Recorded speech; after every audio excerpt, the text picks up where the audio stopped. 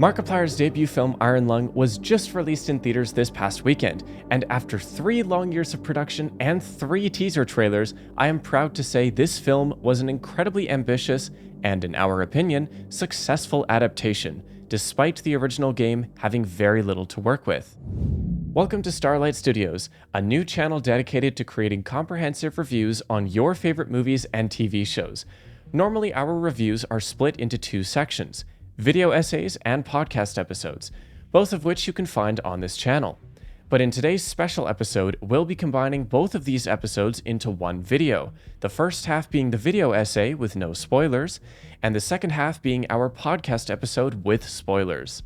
In our podcast episodes, we review and discuss movies and TV shows according to 5 different categories, and in our video essays, we present those findings and reviews using those same categories, and they are story, characters, cinematography, overall enjoyment, and rewatchability. Without further ado, let's dive into Markiplier's debut film, Iron Lung. Starting off with the story of Iron Lung, just like in the original game, the film doesn't actually give the audience that much to work with. However, this ends up working in the film's benefit, as it leaves a plethora of questions unanswered, letting the audience interpret certain aspects of the story in their own way. This is an incredibly rare concept for a modern film adaptation of a video game, as other films like the Five Nights at Freddy's and Minecraft movie adaptations heavily rely on name-dropping and obvious references to the original games, whereas Iron Lung evidently follows the concept of show me, don't tell me.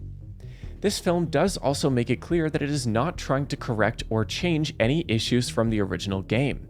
There are certain scenes in the game that can be questioned by physics or other scientific facts, and the film makes no attempt to correct these things, which again works in its benefit. In other cases, you often see films, games, and even books attempt to correct or change any issues with the original stories. Take the entire FNAF book series, for example. Its sole purpose is to overcomplicate the lore to ensure the story never ends. While Iron Lung's film may be guilty of overcomplication on some fronts, it doesn't take away from what the game represents, or the environment it is trying to create. And the film does this by simply not over-explaining itself, and not clarifying every underlying question the audience may have. Now we have to ask the question, is the story for everyone? And to answer that question, we have to consider 2 things. Is the story easy to follow, and is the story believable? In terms of following along, the amount of exposition the film gives us is certainly enough for anyone to keep up. However, in terms of the believability, this one is completely up to the audience's interpretation. As previously mentioned, this film refrains from giving us context for everything happening on screen, and as a result for this, the audience is left to decide for themselves what is real and what is not.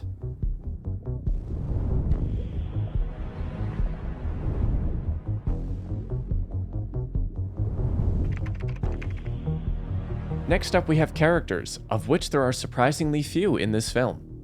Now before we dive into this category, we must address the elephant in the room. Not only is Markiplier directing and producing this film, but he is also starring as the main character. This has evidently had an impact on the immersion of the audience as the film progresses. As someone who has seen both of Markiplier's previous film-esque projects, I am used to seeing him as an actor or a character rather than seeing him as a YouTube personality, and therefore I was able to be very immersed in the film from the beginning. However, many audience members will likely struggle with this, simply because they are excited to see their favorite YouTuber on the big screen. Regardless, Mark was able to play a very convincing character, with a healthy amount of backstory, development, and strong character traits. Other characters were very effective at supporting the story where it was needed, whether it was through voice acting or on-screen appearances. As for the antagonist of the film, the audience gets to determine what it is, what it wants, and how many antagonists there truly are.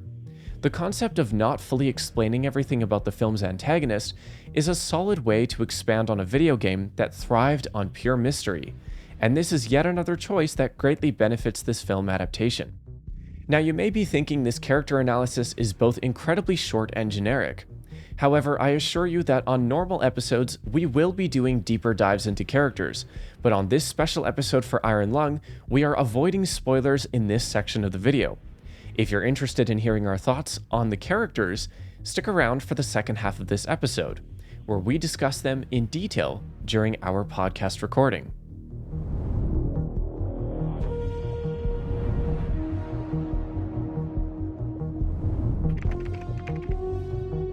Moving on to cinematography.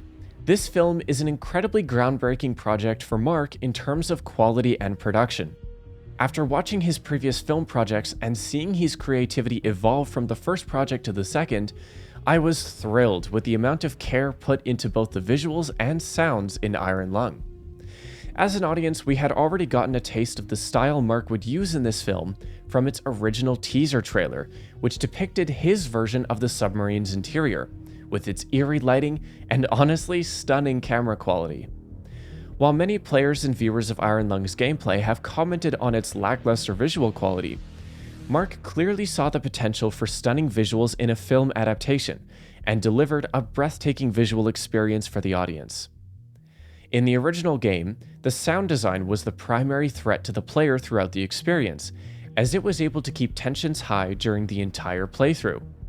This threatening sound design was also present in Mark's film adaptation, as eerie sounds would fill the theater to create moments of suspense, and the soundtrack kept things going as the audience learned more about the story. Once again, this section of our video essay is being kept short to avoid spoilers, so if you're interested in hearing about some of our favorite shots and cinematic moments from the film, be sure to stick around for the podcast section.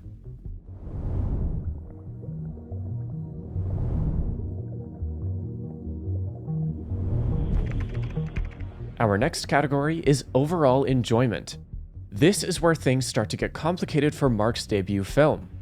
As previously explained in the characters section, one of the larger issues that would take the audience out of the film would be seeing their favorite YouTuber on the big screen, and struggling to see him as the character he is portraying. While I personally did not have this issue, other audience members could easily see the first half of the movie as being a slow burn. And admittedly, there were several moments that felt dragged out to meet the 2-hour runtime. However, my personal level of immersion was able to bypass these slower burns and enjoy the experience as much as possible.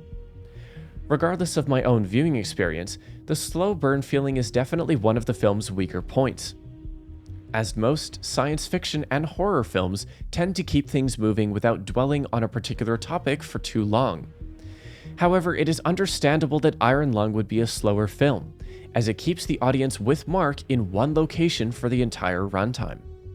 Overall, this movie was a very enjoyable experience both visually and audibly, but would definitely feel slightly less enjoyable during the slower parts the more times it is watched.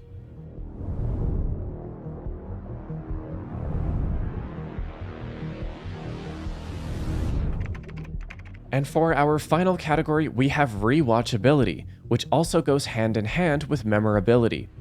For obvious reasons, this film will ultimately go down in history as an iconic, independently produced film that pushes the boundaries of what's possible for non-studio creators.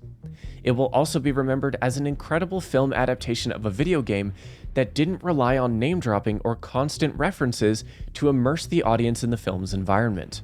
And thanks to the incredible amounts of mystery in this film, it can easily be rewatched numerous times to attain a greater understanding of the story and characters. As stated in previous sections, the slow burns of earlier scenes in the film might deter viewers from rewatching, but overall this was a very solid project to kick off an independent filmmaker's career.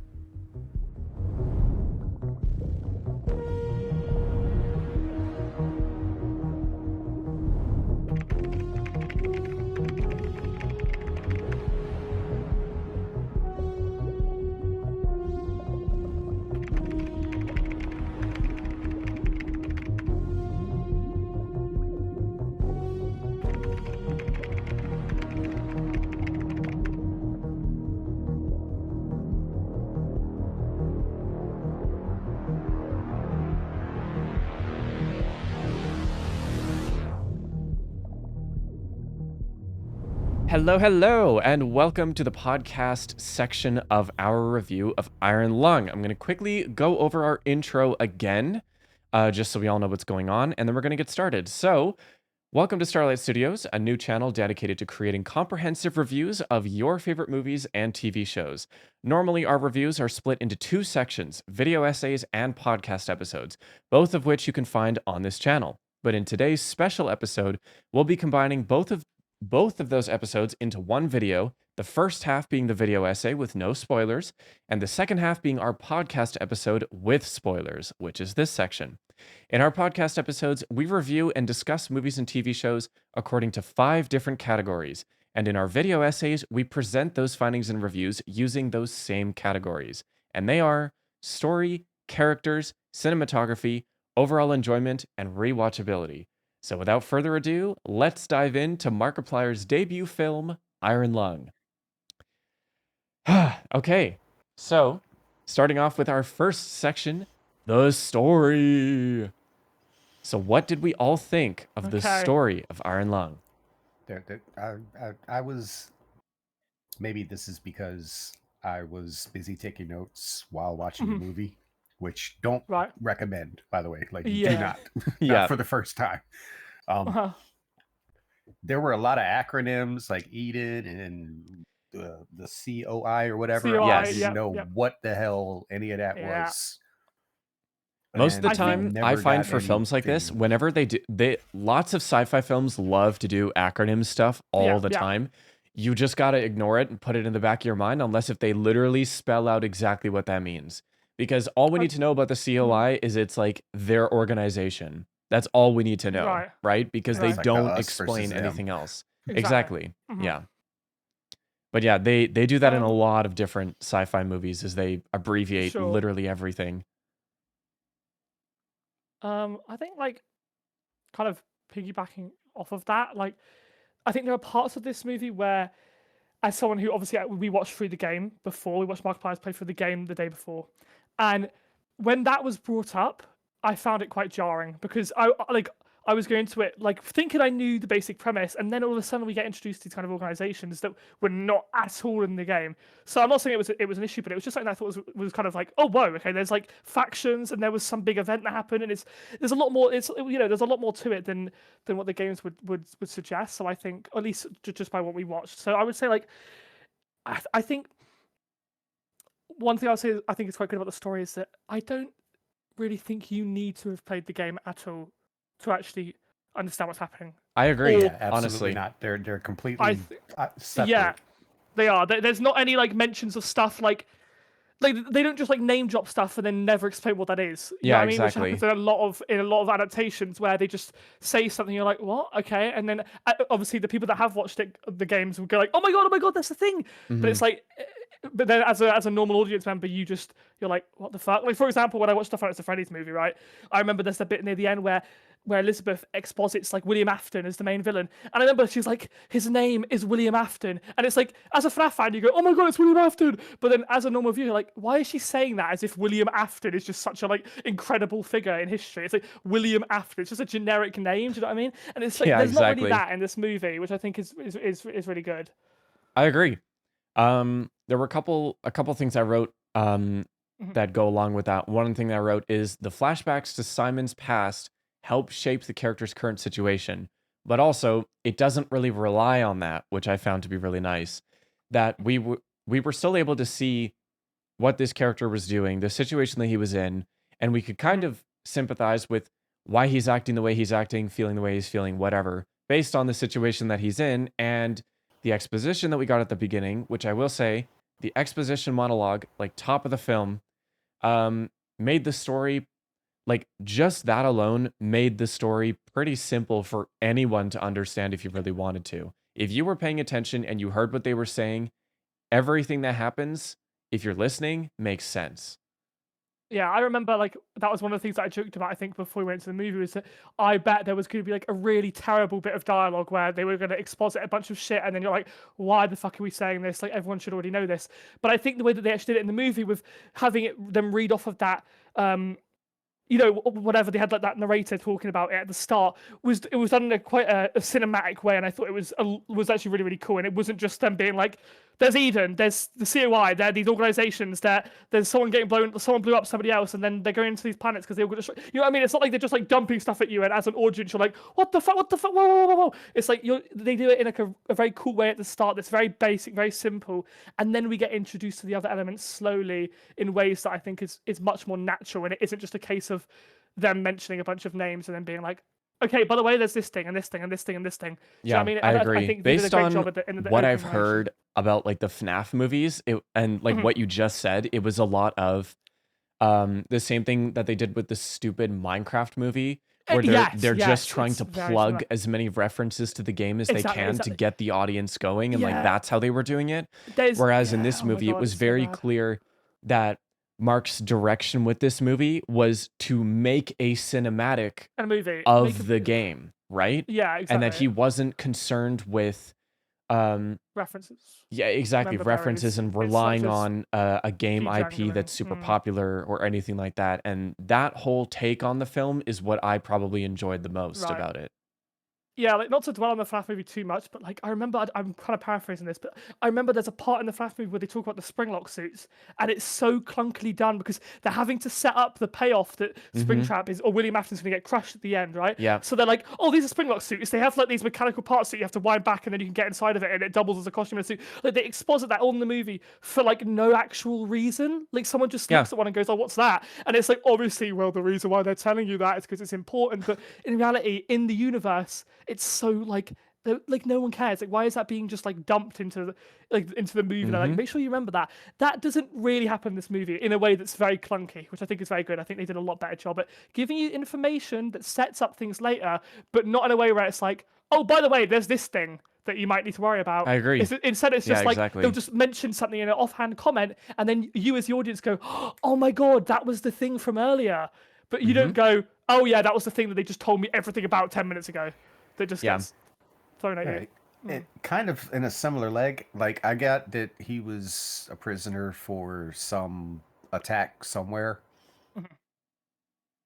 Yeah, I didn't get what that was all we got was words. Like it would have been nice to have like, a flashback, a description of what happened, how many people died, what happened, something. I think it was this definitely goes into the cinematography category, which we will discuss in greater detail later, but I think it is worth mentioning.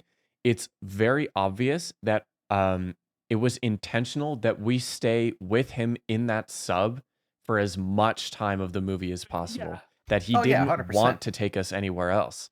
Like when we were looking out the window when he was talking to Ava for the first time, and we didn't know her name at the time, when we were looking at the background with all the computer screens, and even when we were looking at the X-ray photo, you can't discern what anything is or what anything actually looks like. And that's very intentional, obviously, they wanted to emphasize the isolation bit, which was pretty well done. Yeah. I think I would like kind of also similar to that is that like I think you mentioned the flashbacks earlier. I'm going to be totally honest. I think that the flashbacks are really underutilized. I think that there's only a couple of them, and they don't actually really tell us anything. We just see like a kid version of him, and then some other people, and that's like it. I feel like they could have, if they wanted to show more, they should have done. Because I feel like I don't know, like just getting like a 2-second shot of him as a kid wasn't really useful information to us. I don't feel like they needed to have some of those moments in there. I think if they wanted to show us that, then like you said, Hex, they could have developed those scenes more and given us much more deeper flashback scenes. Yeah, and that's completely fair. Having like random. But I think it's also again, like I can see the intent behind like almost everything that was done in this movie, because rather than trying to make I can just say this now. I don't need to save it for any other section. This movie's not made for everyone, right? If you try to make a movie that everybody can enjoy, that everyone can watch, you end up with most Hollywood films, which there's nothing inherently wrong with them, but there are certain movies where they make them like basically every other big blockbuster film that I saw trailers for while waiting for Iron Lung to start. All of those films, I'm like, these aren't niche at all. Like these are just very general go see these movies, like everyone go see this kind of movies, right? And this one was very catered towards fans of the game, fans of Mark, or fans of like what the game represents or the environment that it creates, right? Which me personally, I am the third option because I think the game is not great. Crap. I think hey, we're not here to roast the game. We're here to play. We are not here to roast the game, but in my opinion, the game and the story in the game is quite crap. But this is also worth mentioning. We only watched Mark's first playthrough of the game. Apparently, there was a lore update to the game, and then Mark played through it a second time or something like that. We didn't bother watching that episode at all. We just wanted the context of the original gameplay, and then we wanted to go see the film. So we did not watch the lore update. So maybe there's some information that we're missing in there, but clearly it wasn't anything super life-changing because we still had enough context to watch the movie, I think. Yeah. And like I do think this is part of the story element, but I think in a way, like I think the whole kind of the authenticity of it in terms of being very like true to the lore and also like, you know, recreating the game in a very, very authentic way. It's done awesome. Like the submarine looks awesome. We'll get into that with the cinematography stuff. But I think it's also plays into, in my opinion, one of the movie's biggest weaknesses, and that is this game is a terrible idea for a movie. The game, it's like the worst possible like game you can adapt into a movie because it's literally just you're sat in a submarine walking back and forth for like an hour, and then at the end something happens. Like that is basically the plot of the movie of the game, and I think Mark does a fantastic job at making it much more interesting than that. But I still think probably one of the biggest weaknesses of the movie is the pacing. And I think absolutely the start of this movie and like building like the ending like is like stretched so hard, like it's for lack of a better term, you're getting like edged for like the last 45 minutes of this movie, where it's just like at any second it could just end, but it doesn't. It keeps going, it keeps going, it keeps going, it keeps going, it keeps going, and then it just ends. And you're like, okay, bloody hell! It's like I don't think it's a terrible thing, but I just think it was kind of the pacing was one of the parts of the movie where I was like, okay, come on, like we're you know what I mean, we're at like 2.5 hours now, like we're just edging, you know what I mean? Like it's I don't know. I think that is the one thing that is that's probably the thing that is criticized the most about this film is the pacing and the length, because I mean, if he really wanted to, he could have probably easily cut this film down to an hour and a half and still gotten the point across. Absolutely. There was clearly a reason for him stretching it to 2 hours. It's just there were definitely certain points where you can definitely feel the slowness, and you can feel like, is something meant to be happening? Like those kind of things, but it wasn't like an overwhelming amount of that. Yeah, exactly. I think the main thing I was feeling a lot of the time was like the scene would build up to something, and you're like, oh my goodness, here we go, something's gonna happen, and then it wouldn't happen. It's like, oh, okay, so nothing happened, and then it would happen again. They would start building, and then nothing would happen. They would start building, then nothing would happen, and then suddenly, boom, it happens, and it's like, okay, that could have happened 30 minutes ago. But for some reason, you felt like we just kind of dragged it out. And sometimes I think that worked quite well. But then other times it was like I said, with the ending sequence in particular, it's like, holy moly, we are just dragging this out for like seemingly no reason. I don't know why it's being like just stretched so thin. And I think partly that is due to the fact that this is an indie movie with producers that aren't massively experienced. And I think even with that being taken into account, they did an amazing job. I think so. Some parts of it feel like incredibly like immersive and powerful, even though absolutely, even despite of those weaknesses. So Phoenix, we haven't heard from you yet. Phoenix, I didn't get to talk yet. You always we just kept yapping. Go ahead. Yeah, you're welcome to interrupt us at any point if you have something to add. Well, something I feel like is missing about the movie is like a little bit context between what happened on the station where everyone fucking died, and between him being sent to the Iron Lung, because even though like it is set in the year 2370, yeah, 2370, sorry. Yeah. I still don't get like they already were talking about like the quiet rupture in the shots where he was a child, and then it randomly switches to him being like a 30-year-old guy. So they must have already been floating around space for like 15 years or so, with a lot of space stations. How are they like? I don't get how they didn't get colonies now. Like, how do you drift around 15 years in space without your resources running out? at that point you're self-sufficient. No, at that point you don't need to send someone into a blood ocean. Yeah, it's definitely an interesting question that kind of gets implied with the movie. There's those parts where they mention dwindling resources, dwindling food and stuff like that, not being able to provide for everyone. And it is weird, right? Because it's like, yeah, there's been like 15, 20 years when he's been growing up, but they've only now, like, they're on like the fourth moon or whatever that they've discovered or something. It's like, what were you doing in the last 20 years? Were you exploring places before this, or have you only now 20 years later started venturing out into the wider universe? Like, I don't know. You know what I mean? Like that, and that's like, it's not necessarily an issue, but it's something that gets questioned because of the way that this story is structured. The fact that they show him as a child when the Quiet Rapture is being, when it happens or when it's discussed, it means that you're like, okay, there's been 20 years and we're only on the fourth moon that we've investigated. Like, I don't know, like you say, like, how are they being sustained? And these aren't necessarily like negatives. It's just a case of we aren't given this information, but there could be answers, but we just aren't given them. And maybe God forbid, don't do it. But if there was a sequel or there was some kind of extra story that they did in some way or shape or form, they could get into those questions. But these are just questions that you can't help but be like, I don't know how any of this works. And especially because we are told, they make that very clear, that he was a kid when everything started.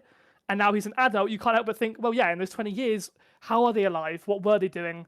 And why weren't they exploring more? Or were they exploring? Like, do you know what I mean? Because the movie does say this is the fourth moon, right? There's definitely a bunch of, there's definitely like a few points like that where you could call them plot holes. You could call them missing information. You could call it not following the laws of science. Like, we talked about this in the while watching his playthrough of the game as well. But when the sub finally does explode at the end of the game, or as it's starting to leak, it would in theory, scientifically, be, depending on how deep the ocean is that they're in, which assuming which we can infer it's very deep. We can infer that they make it very really deep. They keep showing the depth. They make the descent extremely dramatic in both the game and the film. So y'all remember what happened to the Titanic submersible with all the billionaires on it, where there was a small leak and boom, you just get crushed. Boom, yes, they just imploded instantly. So we know that's what would have happened if there was any kind of leak into the ship or into the sub whatsoever. But I think it's very clear that Mark made a point to not try to fix any mistakes of the game, because like I said, this is very clearly a cinematic adaptation of the game and what it represents and the environment that it creates. I said that before, which is why they wouldn't necessarily care about the leaks and that kind of stuff. I would accept if you told me it's fucking magic, but not explaining it's kind of pisses me off. I think the only reason why I would say it's not necessarily like straight up an issue is just because we actually don't know the depth. Like, we don't actually know how deep they are. So we it's like they could just be like, oh, he's only like 100 feet. Even or something. then, You know what I mean? The whole concept of I mean, it's deep enough that the signal isn't coming through from the mother station. Which that is true. Be pretty deep then. That is true. There's all kinds of different reasons that signal could not have reached. They could have just simply not been transmitting. They could have been ignoring him. Which I think is what they imply in the movie, by the way. I think that is implied. There's several different. Out several times, so they must be at the range limit. Like when the depth is slightly over the maximum depth, you could hear them, but it was very glitchy. Yeah.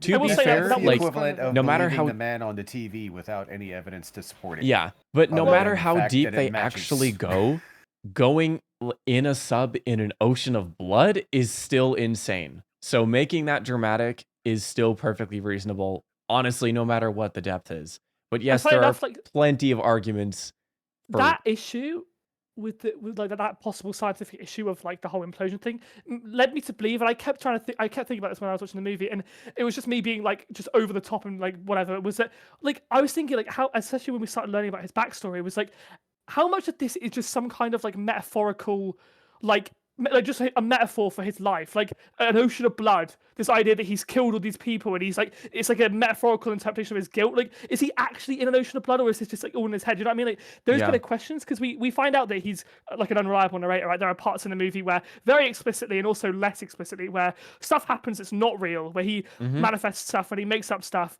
and it's like that made me just keep thinking, like, what if none of this is like maybe none of this is real, and it's just like this weird, like, this weird interpretation of his guilt being expressed, which is why the science doesn't make any sense, because it's not real. Like, Silent he's just Hill, in a weird fucking movie. Exactly, Yeah. right? It's like, Yeah. and still that interpretation could be like, there could be some kind of, like, I don't know, I don't know if there's enough there to make that definitive, but there could be interpretations where you do, like, where you think that like almost all of it is fake. Like, there could be some kind of some definitely kind of interpretations of that, because there is really weird stuff that we'll get into later in the movie where it's just like, what the fuck is happening? Like, is this, what is real here? I don't know. Like, do you know what I mean? So that's something that we can exactly. But for a movie like this, where they've definitely carefully thought out like the story, the plot, all that kind of stuff, whenever there's things that aren't explained, it's either up to us to figure it out or interpret it in our own way. So for example, like, what's real, what's not, I think that's completely up to us to figure out.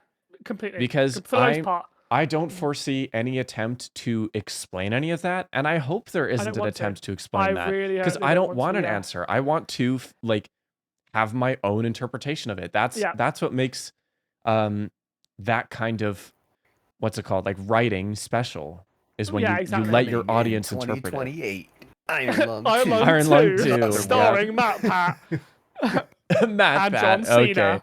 Okay. No, but seriously, it's like, this is something that actually kind of bothered me more when I actually came out of the theater and I was talking to my friends about it, was that they kept trying to give me explanations that they knew from the game, and honestly, like, the stuff that they were telling me made me enjoy it less, because I was being told, once again, we'll get into this more later, but I was getting told that like the female voice that he hears towards the end is like the monster talking to him, and whether or not that's true or not, I absolutely hate that idea. I completely hate that idea, because now we're just getting into like, the monster is just this scientific, like, science fiction bullshit where the monster can just do all this shit. It can like mimic people, it can like teleport, I don't know, it's like this weird psychological monster that gets in your head and talks to you, and it's like, I feel like when you get more into just like science fiction bullshit where the monster is just supernatural and has all these powers, it becomes so much less powerful, because it's just like, oh, the monster is just talking to him and he's like, it's like, oh, don't do it, like, Simon, don't, it's like, whatever. you got all, it's like, all this advanced abilities and whatnot, and it's like lowly human beings, like, right, and get funny enough, job, that is something I'll get into, right? Because it's like, in my opinion, if that is the monster,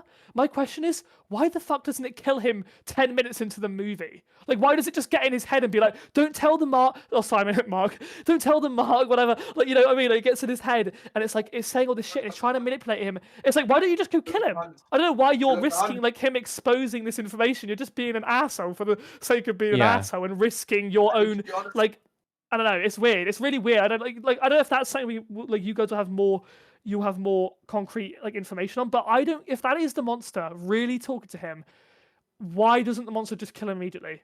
Like, why is it trying to get in his head? Why is it being like, you know what I mean? Why is it manipulating him? I don't know. I thought it was like not a monster, because like, what would the monster even be? Is that the gigantic thing in the ocean, or is that the guy you saw in his cabinet? Phoenix, is there a way that you could get your mic closer? Is that the monster?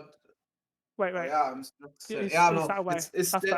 is that the monster that was in the submarine that he saw and then disappeared? Or like, because what I'm thinking is like making this voice, like I feel like it was like you saw like the fungi everywhere. It was like something parasitic or something. I feel like, and I felt like maybe the parasite was the one like talking to him using like, but like not really like in the voice, like more so from like obviously we saw that there were like at least 8 submarines that got smashed down there, and like the parasite, he definitely could have listened, and maybe it also picked up like communication between them, and maybe it knew to mimic the voice or something. Yeah, right. Like, that is like, I think this is a good time that we should probably talk about like what actually happens and try and piece together, like, as a group, what the actual like part of that the story there is, like, to some level of like clarity, because I think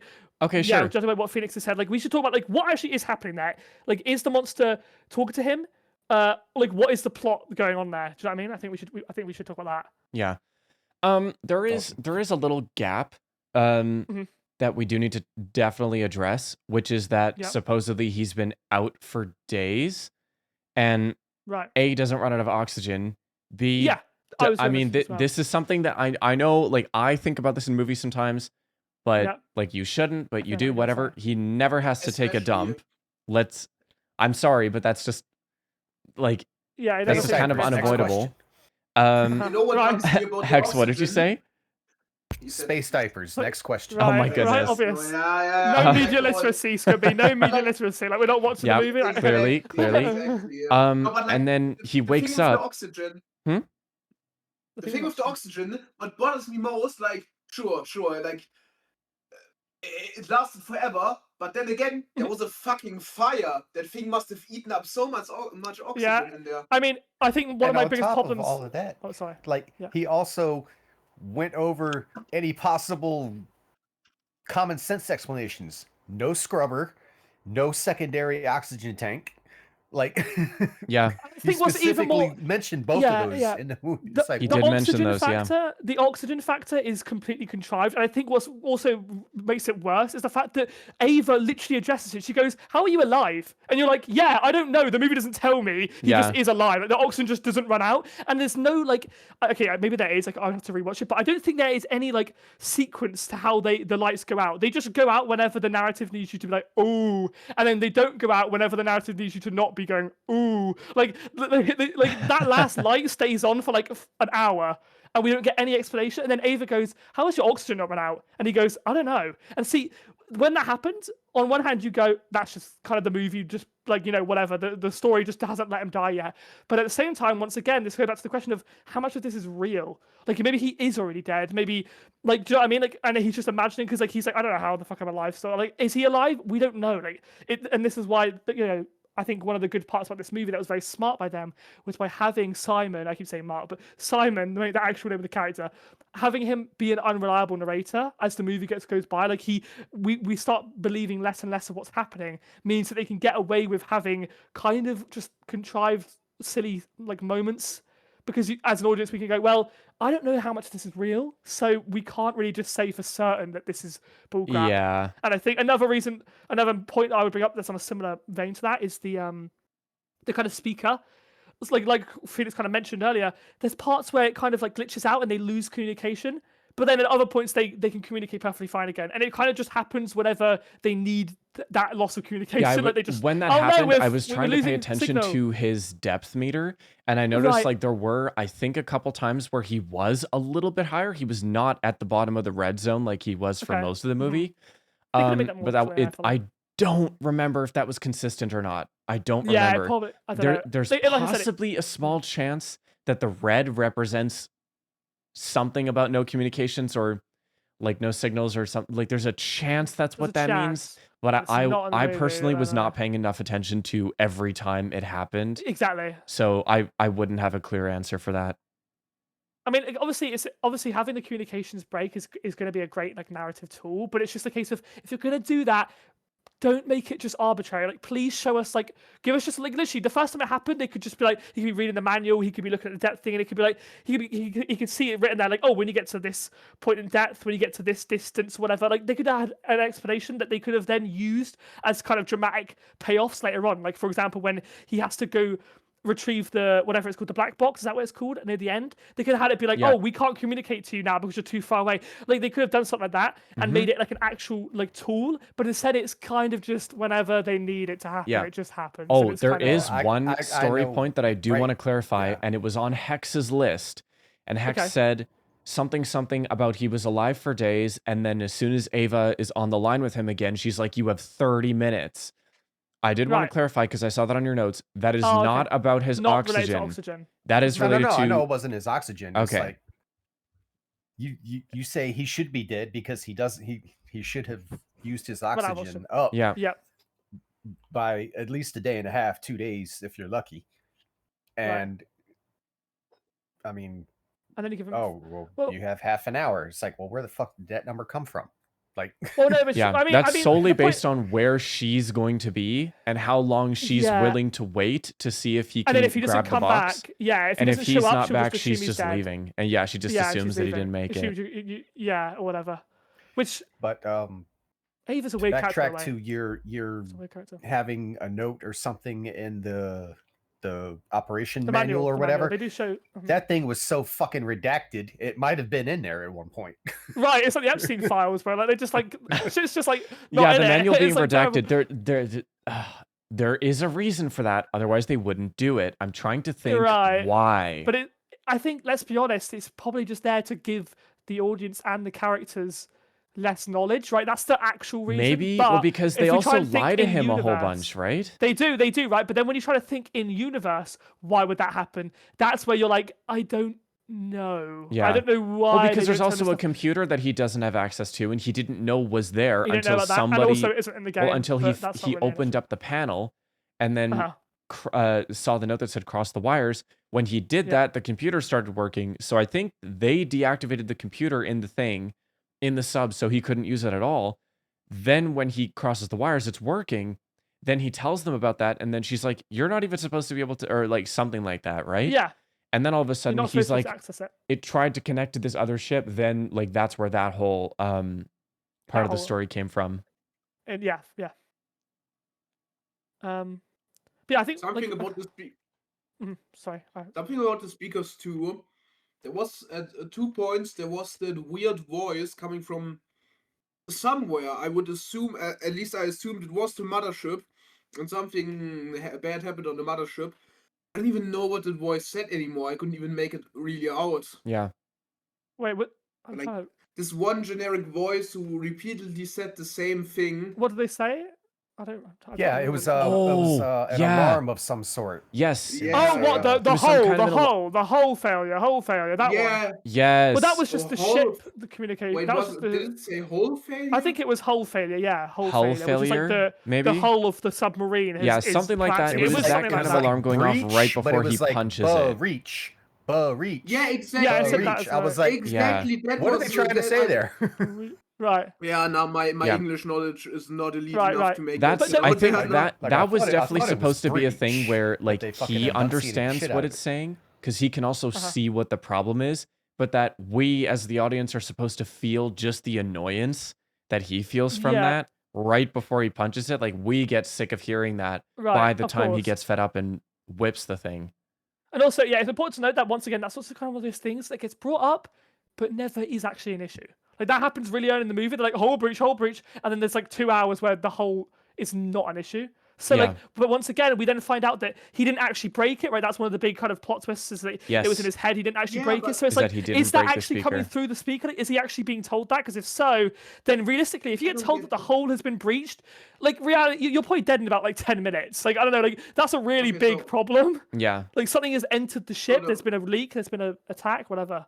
I don't know. It's like with the broken speaker. The quote-unquote monster caused him to think that it was broken. But that was the only reason why the fuck he got away, because he realized, wait, how are you talking to me? Yeah. Because like he realized it was broken. I don't get that part. It's kind of why would the self-report? It's kind of, I know what you mean. But like I think the point I think if I was to guess, at least how I interpreted it, is that I don't think he went crazy because of the monster. Like I think he went crazy because of his environment, because of like the camera or whatever. Like all this stuff made him go crazy, and then the monster exist? Well, this is another great question, right? I don't know. Fantastic question. Does the monster even exist? I think we have to assume yes, simply because of the fact that the submarine was completely fucked. But okay, like, I don't know. Did he get a picture of the monster before going back up? Yeah. And then talking to Ava. For the first time? No. Yes. For the first. No, because if this monster does not exist, how does the life jacket with the black box get to the surface? Yeah, like how does any of that? How does the sub? The monster has to exist. Okay. Yeah, there has to be something. Who do we think is the monster though? Because I don't think the gigantic creature there is the monster. I think that's just a random life form there. I think the monster is something else. I don't think the fat ass creature is talking to him. Interesting. I would just point out right here. Like I think Phoenix is saying that there is a monster and there is the thing that is being shown on the X-ray camera, and they are two separate things. Yes, that's what I think. Okay, that's an interesting idea, because when the monster starts speaking to him in the demonic voice that we're hearing, Yeah, like the there are girl, which by multiple the way shots is where we see that creature. So yeah, for sure. like without critically thinking or analyzing it and just watching the movie, you would assume they are one and the same. Right.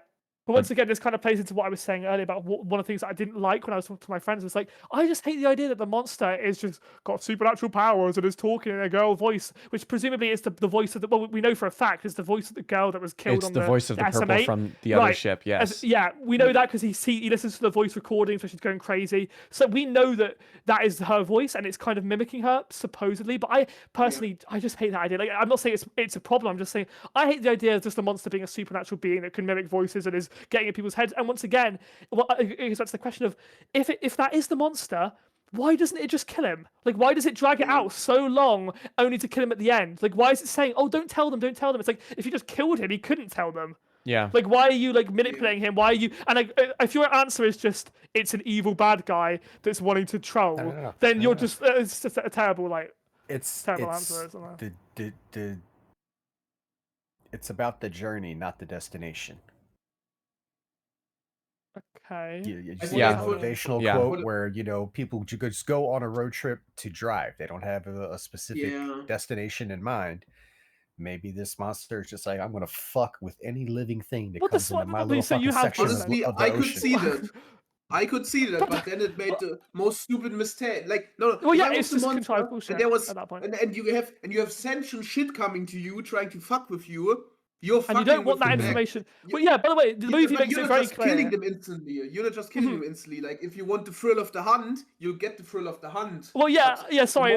So many mistakes. Yeah, the movie is trying to make it very clear by what's happened, like the whole black box thing, and like they're trying to tell you that if the monster, like, and also the way it's like in his head talks to him, the monster doesn't want them to find out anything about it or anything about what's happening on this planet.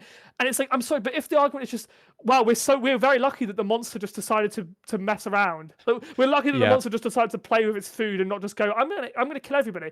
And like, why didn't it just like? I don't know. Like, it's just contrived at that point. If the monster is just, I'm just gonna play with him and mess around with him. It's like, wow, very convenient because else we wouldn't have a movie.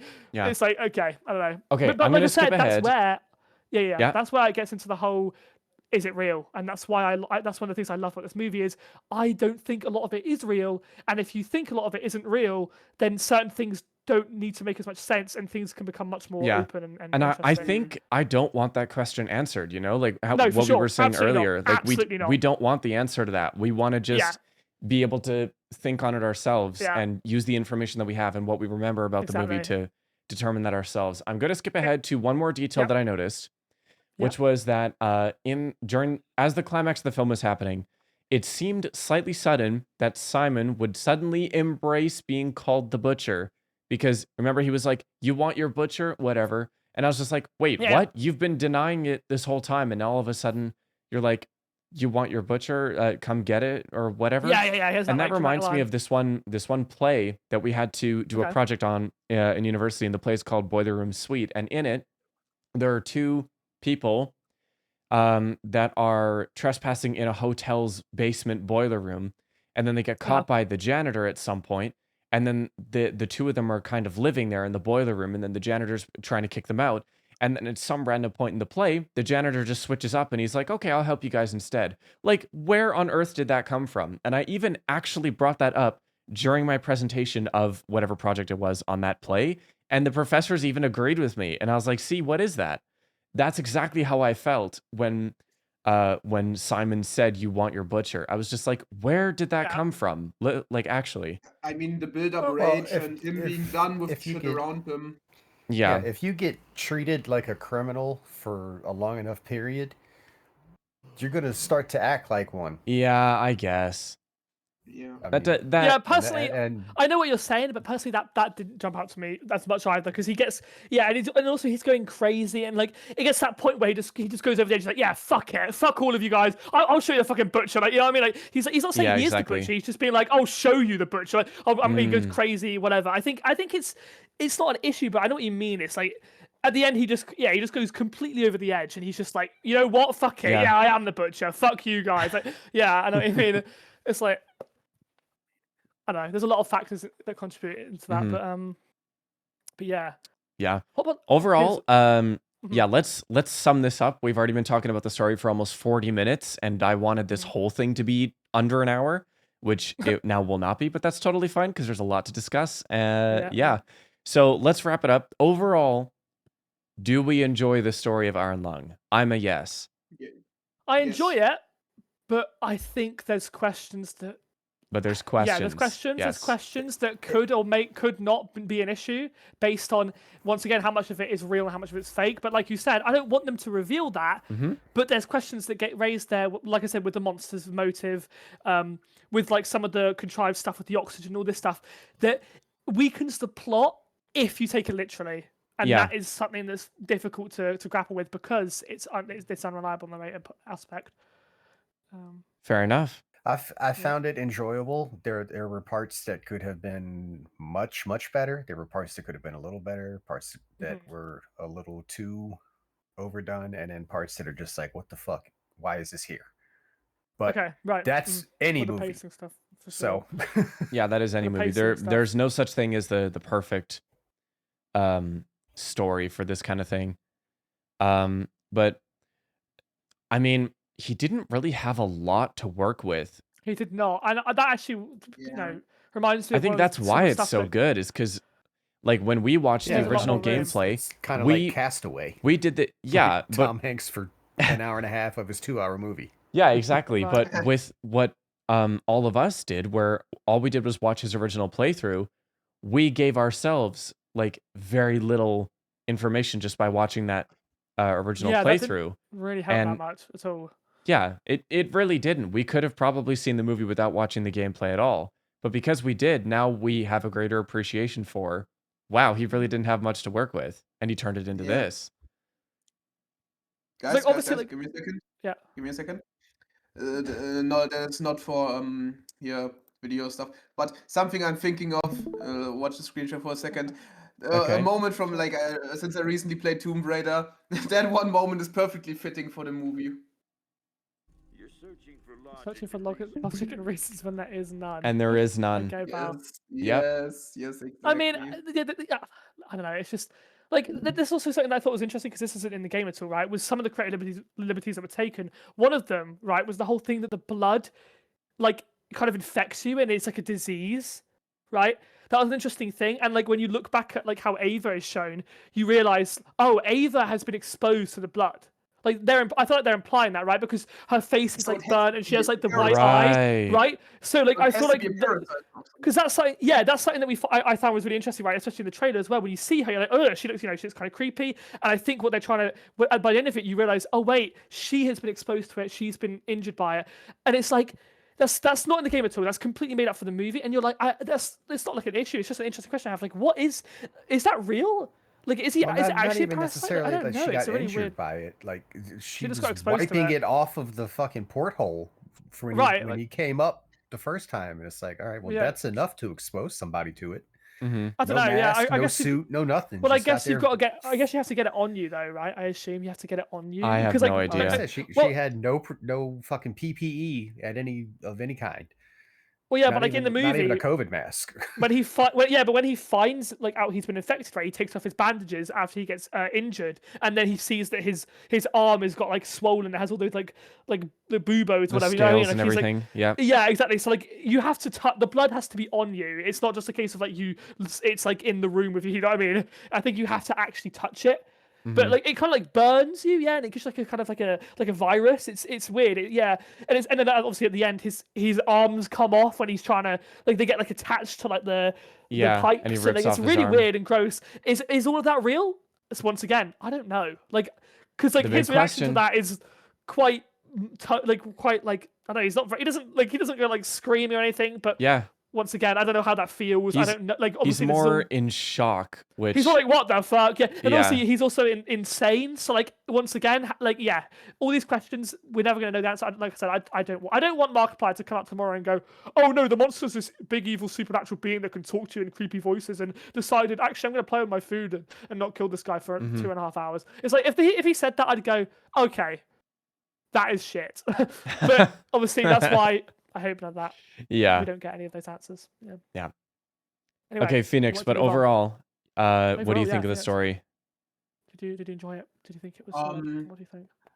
If I'm not thinking about is that logical or is that reasonable, I liked it quite a lot. Like assuming there's a lot of magic bullshit involved, I like it quite a lot. Well, listen. I think what's important to know is that there's a thing, obviously, in movies and stories called internal consistency, where if the movie tells you that 2 and 2 is 4, or sorry, 2 and 2 is 3, or something, right? 2 and 2 is 3, then you're going to go into the movie and throughout the movie thinking, okay, 2 and 2 is 3. So if at the end they go, no, 2 and 2 is 5, you're like, well, what the fuck? No, it isn't, it's 3. So like, in this case, the movie, we don't get a lot of these answers to how things work, so we can just assume that the universe has its own rules that we don't fully understand.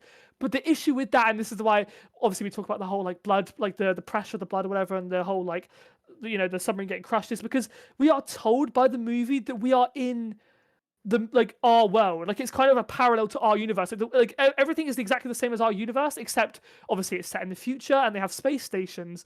So like, why would the blood function differently than the blood that we know? But obviously, by the end of it, you realize, wait, the blood is like a disease and stuff, so it's obviously not normal. And because of that, you can kind of say, okay, I guess this blood in this universe that we're being introduced to, and we're getting involved in this universe, the blood just doesn't crush the ship, and we just have to understand that that's how it works, right? Now, if this was a movie set on Earth in a lake of blood that is human blood or whatever, then that would be a problem, because we're like, well, we know how blood works in our real world and it's functioning by our rules, so we know that this should be happening, and it's not happening. But like you said, in this case, because we're in this new universe with its own rules, these things can slide. We just, I think, would have benefited and with that being explained to us in some way, how these rules work. Do you know what I mean? Yeah. But like, once again, though, those questions are part of the mystery. Those questions are part of the mystery. It's all part of the mystery, and that is the big point. Kind of okay, moving on. After 45 minutes, Jesus Christ. I'm glad we have this much to talk about. Okay, moving on. Category 2, characters. This one, I'd imagine, it's interesting. we are not going to need to dwindle. Like 10 minutes. Yeah, this one we don't need to dwindle on too much. But we will, of course, discuss what we know. So who wants to start us off for characters? I mean, you know what? Like, I think I'll start you off with Tom. I think his name's Tom. Tom is the guy that literally just says nothing. He just like shouts a couple times in the background to Ava, right? You know, the guy that's like, towards the end, he has that big argument with her. I think he's played by Jack Baker, which I don't think really means anything to you guys, but I can tell it was him because of his voice. I know him from watching video games. He doesn't do much. He just kind of argues with Ava towards the end. And there's like implied, like, you know, they talk, like, you know, that part where she says to him, like, oh, go get Jack. And he's like, Jack can't move. And she's like, oh, I don't care. Drag him in here or whatever. Like, you know what I mean? Like, that whole thing about him, because Jacksepticeye gets fucking flashed with the camera and just gets completely fucked, I guess. He doesn't know. Like, it doesn't make sense. In the manual, it even said it's 6,000 milliröntgen, which is 6 Röntgen, which is not even like it's nothing. It does nothing to you. That wouldn't like do much. I don't know the science behind that. And I googled 3 minutes mid-movie because that part pissed me off so much. Wow. Right, and I feel like that's one of those things, right? That's one of those good examples where, okay, if the movie tells us, like, you know, that, I don't know, like 40 centimeters, then we know what 40 centimeters is, so we can take that and apply our actual rules of what 40 centimeters are. So in your case, they've given us this value, like, you know, 40 volts or whatever, you know, like whatever. So we know, okay, 40 volts would do this. So, like, if the movie then just goes, actually, no, it causes the death of the universe, you're like, well, that's bullshit, because we know what this is. Do you know what I mean? Like if you're going to introduce real-world things, then make sure they are accurate to the real-world thing that it is. Do you know what I mean? So, honestly, like I said, I haven't I absolutely understand your frustration with it. But right, that's a weird point. Yeah, for sure. That isn't exactly... It's... They dwell on that event like for a little bit, but it's also not the most story-changing thing. It's not important. It's just why. Yeah. If that event was somehow like super major to the plot and everything, we're still talking about the story, but it's okay. If that was super critical to the plot or to something that happens later, then it would be like, okay, well, we need to nitpick this a little bit. But it doesn't. It doesn't do anything. No, it's just like something else that gets yelled about by various characters. It's just a small detail that they kind of all they had to do is just change the value on that piece of paper. Yeah. That's actually all they had to do. It was just a little mistake, a little thing that was like, yeah, okay, whatever. That's okay. Just Let's get back to the actual section characters. I'm actually going to give us a talking point, which is Ava. Okay, cool. Let's discuss Ava.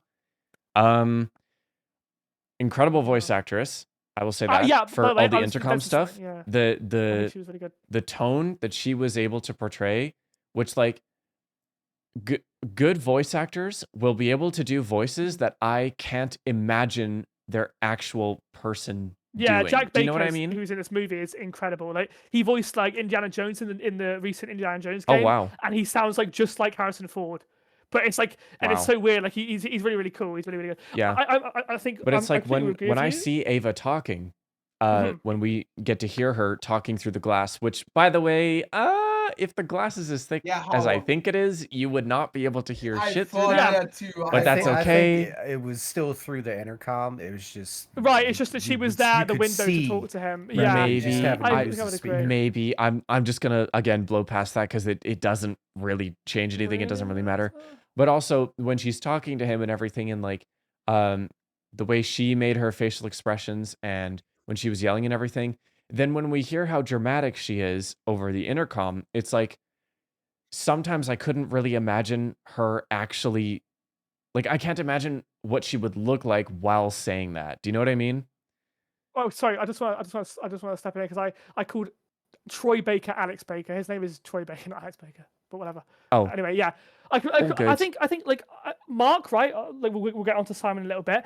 I think his acting is overall really, really solid. But I think you could actually tell, even though she doesn't do as much, that the actress is more experienced than him. Do you know what I mean? Like even though she isn't doing crazy stuff like that, like I thought her performance was really, really good. And I think just by what she did, that you can tell she's actually an actress. Markiplier, not so much. No offense to him at all. He's awesome, but you know what I mean. Yeah, like like you were saying, she's really, really good, and you can. I think, at least in my opinion, I could tell. Okay, she is obviously really, really, what's really good. What's her name? Is it Elsie? I've just googled it. Lovelock. It is. It's Caroline Kaplan. Caroline Kaplan. What? Then who is? She's been in Orange Is the New Black. Then who is Elsie Lovelock? Wait, hold on. Let me go back to this, and on the cast. Yeah, Elsie Lovelock is in the cast. But you said it's Caroline Rose Kaplan? Caroline Kaplan, yeah. And it looks like her, by the way. I've got a picture of her up. That's definitely her. Okay. Lovelock, oh, yeah, I have no idea that's who her. that is. That's her. Yeah, I think she's... Lovelock was the voice over the speaker. Oh, right, the monster voice. And the SM8 research. Oh, my God. Scooby. Yeah. Elsa Lovelock is the voice of Mummy Longlegs. And you know what? When I'm thinking about how she sounds, you can hear it. Like when she's going crazy and she's like, when she's like, oh, don't tell them, Simon, don't tell. Like, you know what I mean? You can like when I'm looking back on that, I'm like, oh my God, yeah. That makes so much sense because I was like, the name is familiar, the voice is a little familiar. Wow, that's incredible. Cool. Yeah, that's really cool. 7 people listed on the cast on Wikipedia. Yeah. As well as 1, 2, 3, 4 other names that provide additional unspecified voices. Right. So 11 people is your cast. Yeah, there you go. For a whole fuck ass movie. Very. Yeah, and I think honestly, once again, it's very true to the original game, and I think it's done very well. I think if they had started throwing a bunch of names and a bunch of characters in, it would have got very messy, messy, very quick. So they needed to keep it simple because that would have been just a completely different direction to take the movie if they were to overcomplicate it with so many different characters and different stories and whatever. And off topic, I understand, but that is the problem that Star Wars got into when Disney took over, was throw in a whole bunch of characters and then figure it all out later. Right. That's essentially what they did. I think I'm more like an even more like recent example is Stranger Things, where like 90% of the cast get no development in the final seasons. Like Jonathan does nothing in the last season. Like Lucas does nothing. He just walks down the crew. Like literally nobody does anything. They're just like these walking, talking robots for the plot. And I think that would have been a bit of a mess. And get back on the cart path. Yep. When it comes to Ava, as a character, like. I think she's solid. I think we learned quite a lot about. I think we learned a lot about her, despite her not being so like. I don't know, so like involved firsthand. Do you know what I mean? Yeah, she's not very expressive about herself or anything because obviously she doesn't have to be. Right? Yeah, until the end that when weird intimate moment when she gives him his name, and it's kind of weird. It's like I don't know exactly what the movie's trying to tell us when that happens. Like, is it her trying to gain his trust? That's probably like a little bit of a turning point for her is when she starts to, like, obviously her whole attitude throughout the film is like, we've got a job to do. Yeah, and nothing else matters. We have to do this. But then towards the end, she's starting to see the humanity in it, which is what Simon had from the very beginning, but she was just pushing all of that back, right? So that was probably supposed to be like a slight breakthrough for her character. Yeah.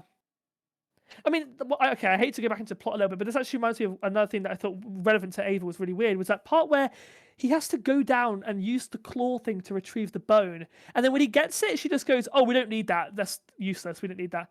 It won't help us. Yeah. And I was just like, okay, like, once again, we don't know what's happened, but that felt like a moment where you're just like, wow, so we just wasted an hour doing it was a little bit weird. Reason. Yeah, it was relevant to get the sample at that time in the movie, but as the movie progressed, other things became priority. Right, maybe, but like the point of that, fuck that, you know. Right, but the actual point of that was that, for the narrative, was that he comes out because he panics. He's like, what the fuck? He gets pulled back out, and then they need him to go back down there. So they're like, okay, well, we have this MacGuffin. It's a MacGuffin, right? It's like, we need you to go down and get this object, this special object that's just going to push the plot. And then when he actually gets it, they're just like, oh, we don't need that. Forget it. It's just like, okay, could they have maybe done that a bit better, where it's not just we just wasted an hour? Like, that is the narrative function of the bones, is just so that way he goes back down in the water, in the blood. So that is the point of it, right? Yeah. So it's just like that line was just like, oh, come on, fuck off. Like what was the point in that now? Like, that was just all pointless. And it's like, well, once again, we don't know why they don't need it, but still, it's just like, yeah, I think they could have done that in a much like they could have had it so like he accidentally breaks the bones. You know what I mean? Like he rams it into like the wall at one point, and then he breaks them, and then she gets angry at him and is like, whatever, like, you know, forget it. And like, rather than her just being like, actually, we don't need that. Forget it. It's like, bro, what? You know what I mean? And even he's like, what the fuck? Anyway. Yes, this is true. Okay, Simon. Let's talk about Simon. Simon, he's the biggest point. Yeah. Simon. His character. Obviously, we know that he goes insane. Obviously, we know he's had some history. And okay, I might not have picked all of this up when I was watching. Yep. But you guys were talking about that the Quiet Rapture actually happened when he was a kid? Well, yeah, I mean, okay, the parts of him, okay, maybe, I don't know if exactly the Quiet Rapture happened when he was a kid, but when he was a kid, you see him on the space stations. So I'm not saying like that, I'm trying to remember if there is, but there's also lines from that kind of commander / like maybe his father, I don't know. There's like those lines from that guy where he's talking like the narrator, right? The old guy that's like got a really dramatic voice where he's talking about the Quiet Rapture and he's shouting at Mark. Oh, sorry, Simon. I'm gonna keep saying Mark. You're gonna keep calling him Mark. He's shouting at Simon, and it's like, yeah, there are mentions of the Quiet Rapture, and yeah, like I said, there are when he is a kid, you see him on the space stations. So like, I would guess like it's I don't remember if it is actually explicit that it happened when he was a kid, but like it's kind of implied by what the narrator is talking about, and when we see him on the space station, it's kind of, I don't know, it's kind of implied that the rapture's already occurred. But right. I think once again, in terms of like his development throughout the film, I'm gonna pick on Phoenix for this one. Okay. What did you think about it? How he developed? Yeah. We mean Simon right now, yeah? Yes. Yeah, Simon. Yeah, like how his character. Like, what do you think? That's a good question, isn't it? I mean, he is like the focal point of this movie. Yeah. It's like you just got called on in the middle of class. Right. What's to it? Bro did not do the homework. Yeah, okay, bro. Yeah, I got the homework, bro. I don't know. That's not what I focus on. Like, it's not like a show where you can say season 1. I mean, that is kind of the point of characters and how and character growth. I know, you're meant to like, do you think that he's interesting? Do you think that his development makes sense? Do you think that he's an interesting, like a strong character? Like all these, like just. I think he's a very interesting character. I think he's a very good character, though. He's written well, and Mark is also playing Simon very well. Yeah, Marcus was really But is there character development? Yeah, I don't really think there is. Like he has just in general good character traits. Like he doesn't give up. Like even though he looks in the face of death, like he's still fuck it, I must survive.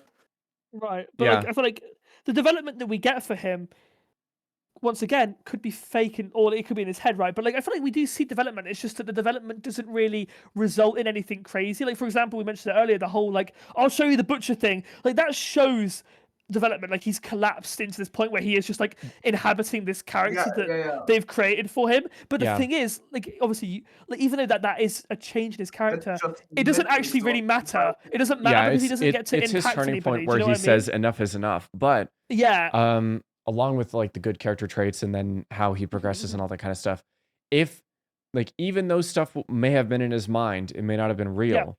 Development in your head is still development, right? Yeah, like he's developing to it all still himself, counts. But then also he still perseveres like throughout the film. Had he not, he wouldn't have attached the black boxes to the life jacket and then gotten them to float all the way back up, which we know they got them because there was a shot at the end, right? Shot at the end. Yeah, they show the shot of them getting it at the end.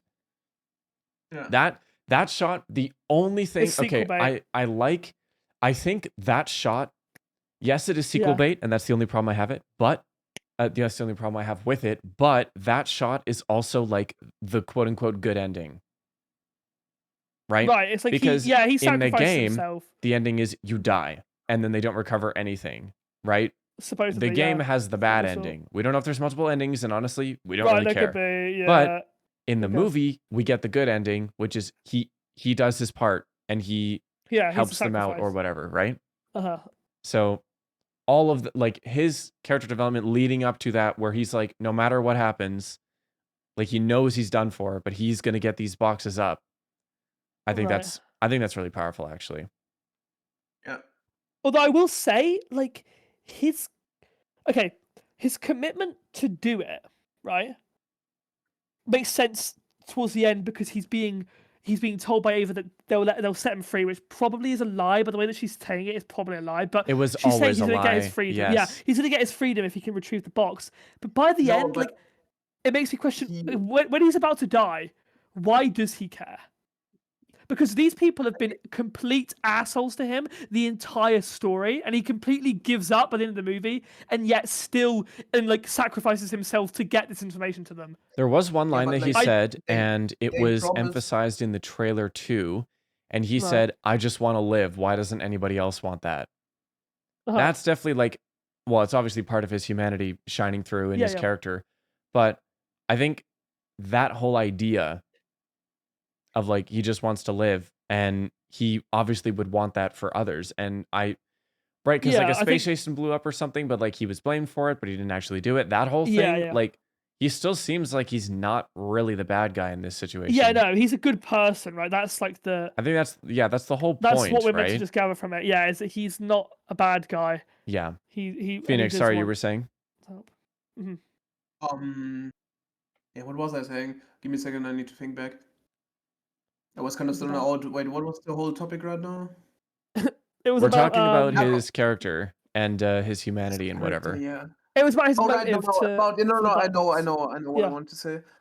They didn't really promise him his like quote unquote freedom. I mean, they kind of did, like, but more so like they promised him a place in the operation, like within the realms of what they try to achieve. At one point, she's like, "Yeah, you're earning your place in here." Well, yeah, I know, but like in the final kind of act when he is in the ship, he says like, "I will get my freedom," right? And then she's like, "Okay," and he's like, "Yeah, okay, deal." And that's when he goes to go get the black box. Like, she's like, "Okay, you will get your freedom." No, well, no, I don't think she. I don't think she.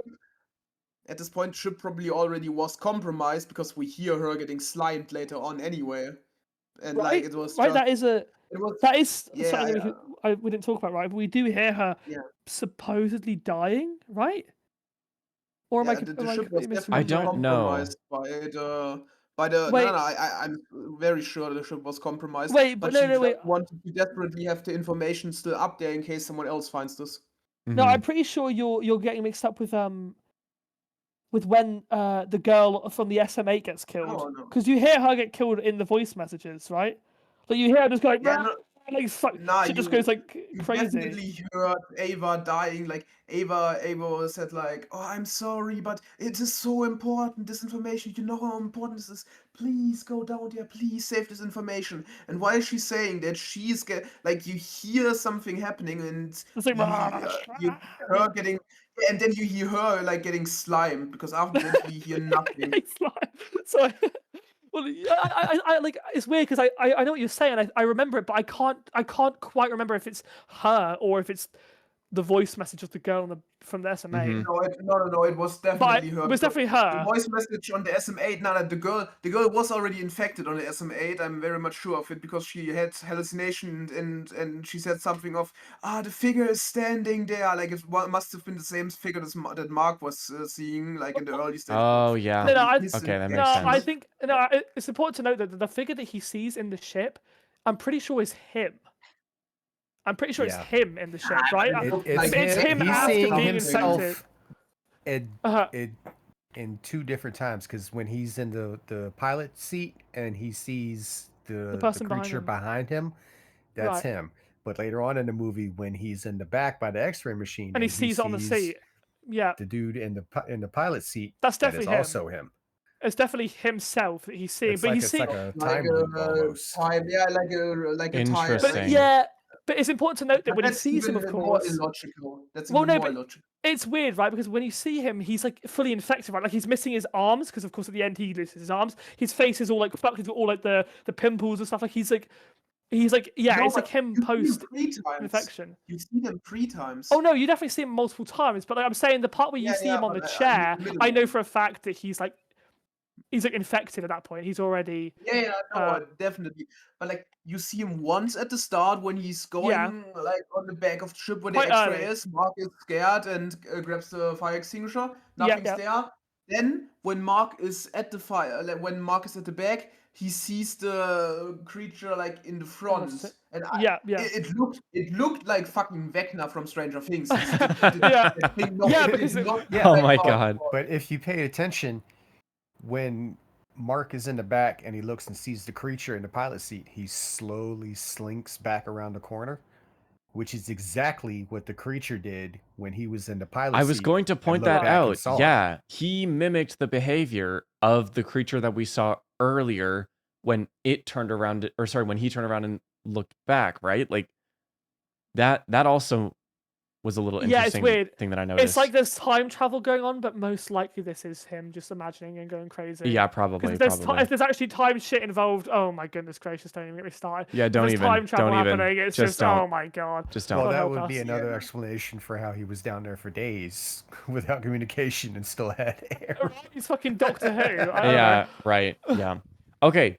I think that is enough discussion about the characters because, again, like, to be honest, there's not really too much to discuss. This movie was not particularly focused on character development. On multiple characters. It's more about him. Yeah, it's more about just him and possibly a little bit of Ava here and there, which I think still is well done. So let's do final thoughts for characters. I think for what they did, which was like there were basically just 2 main characters and then of course the monster. Right. I think it was still done relatively well because they didn't need to do too much with the characters. Right? Yeah, I've already talked a little bit about how, like, okay, the whole thing with the monster, like, the monster's a character, right? Like, obviously, we would discuss the whole thing about, like, what is the monster's motive? If it is really the monster talking to him, then why doesn't it just kill him? Why does it drag it out? All that stuff is very, very valid questions if that is literally the monster talking to him, which is why I would be much more inclined to believe that is him kind of manifesting the monster in that voice. Like, I don't think the monster is actually talking to him. But I think what's interesting to talk about, because I think it's a big kind of point of this movie, but it doesn't really get fleshed out as much and it's kind of left to interpretation. It's like the biblical imagery in this movie is really weird, right? Because there's obviously Eden, right? Eden is the name of one of the organizations. It's the one that he was a part of, by the way, right? It's the one that he was in. He then supposedly was meant to blow up the station. He didn't do it. His teammates did it. He gets blamed for it, goes to prison. So he was part of Eden. But then on top of that, there's like the woman on the SMA. I don't remember if she gets name. Is it Laura? I don't know why Laura's coming to my head. I think I just made that up. But the woman on the SMA, like, and also in connection with the monster, there's a bunch of stuff about how like I don't remember any exact lines, but there's conversation about like letting it take them and like this weird like kind of like praise for it. Like there's weird kind of idolization of the monster or like death itself. Like there's this weird sense of like let it take you and all this stuff. It's really weird. There's kind of some biblical, and also there's that part right where the monster, I think it's the monster, right, asks him, does he believe in God? And he's like, don't get into that. Or whatever. Right. It's a weird question where he's like, don't get me started on that. So like, there's weird like, I don't know, there's weird like religious imagery that's going on. I don't know what it really means. I don't know, but obviously like with the fucking space station being called Eden, it's like there's it's on the nose. There's some weird connections with religion and Christianity in some degree, and it's almost like the monster wants to be kind of like idolized. But why? I don't know. Is it? I don't know. This is all this really weird questions that is kind of part of the world building that is really interesting, but stuff that we don't really get. Yeah. Much okay, Hex. Final thoughts on the characters. When you don't have a whole lot of characters, you don't have to spend a whole lot of time on character development. Mm-hmm.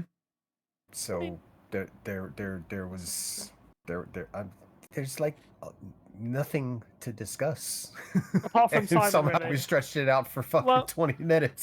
I mean, Simon. I think we were talking about mostly not the characters, to be honest.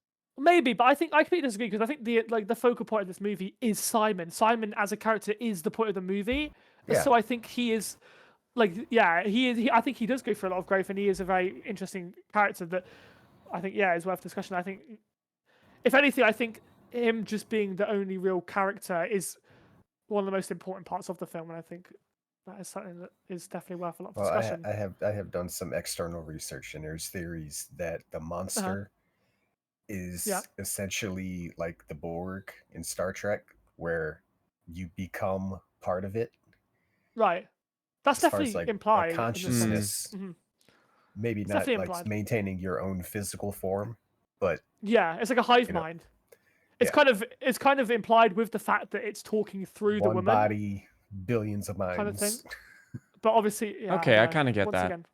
But once again, we're getting into the questions of like, is the monster just so crazy supernatural? I don't know. Yeah, and we don't want to get into that. I frankly. personally don't like an alien. Okay, Phoenix. Final thoughts.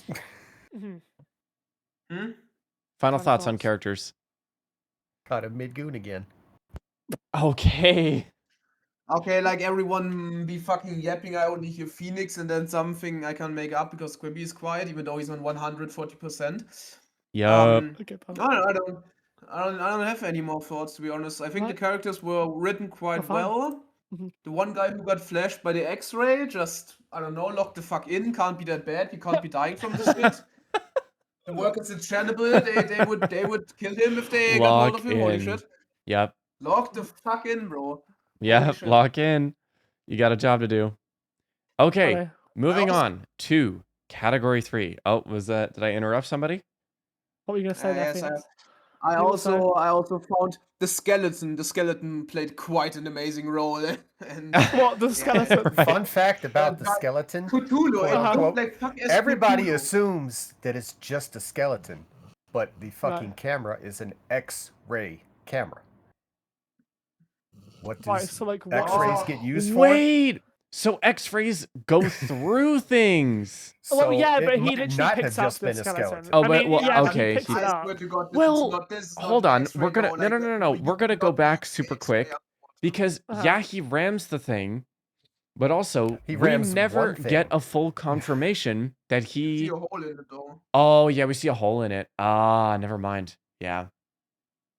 Sorry, once again, I hate to kind of double back here a little bit, but like that's another thing that I thought was really weird because in regards to the glass, is like very early in the movie the glass like breaks, but like it kind of cracks, not fully, but it cracks, right? And then that kind of just is never a thing later on. Like that's once again one of those things where it's like the pressure, whatever, like it's broken now. Like that's probably not going to last very long. But like that's just a weird thing that they show, and it's like.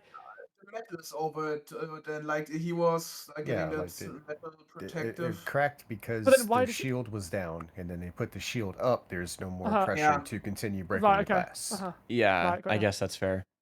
Okay, moving on. Category 3. Cinematography. Now, before we get into this category, I am going to yap for a quick second. Okay, because there were two things about this movie that more or less ruined my personal experience of watching it. And I'm sure I'm going to talk about this in the video essay as well. There were two major things, which was lights and sound, okay? So in my particular theater, the fucking floor lights for the stairs were actually like the movie. Okay, I'm gonna go all over the place, but I'm gonna try to streamline my thoughts here. The movie was dark. Most of the movie was very, very dark. There is nothing inherently wrong with that. That is a choice that they made when they were filming, editing, producing, whatever. The goddamn floor lights in my theater for the stairs were brighter than the movie. Like, to the point where I could, like, okay, in the same way that these key lights lighting up my face, like, are in my peripheral vision and I could see them, and I have to, like, quote unquote, fight them to see what's on the screen a little bit. I had to do that with the floor lights that were, like, off to the side on the stairs to be able to see the screen. And another, well, I'll finish talking about this before I move on to the second thing. But also, like, the blacks in the movie weren't very black, but that's because the projector in my theater kind of sucked. What's the same thing with if you compare an LCD monitor to an OLED, once you go OLED and you see how deep these colors can get on an actually good display, you never want to go back.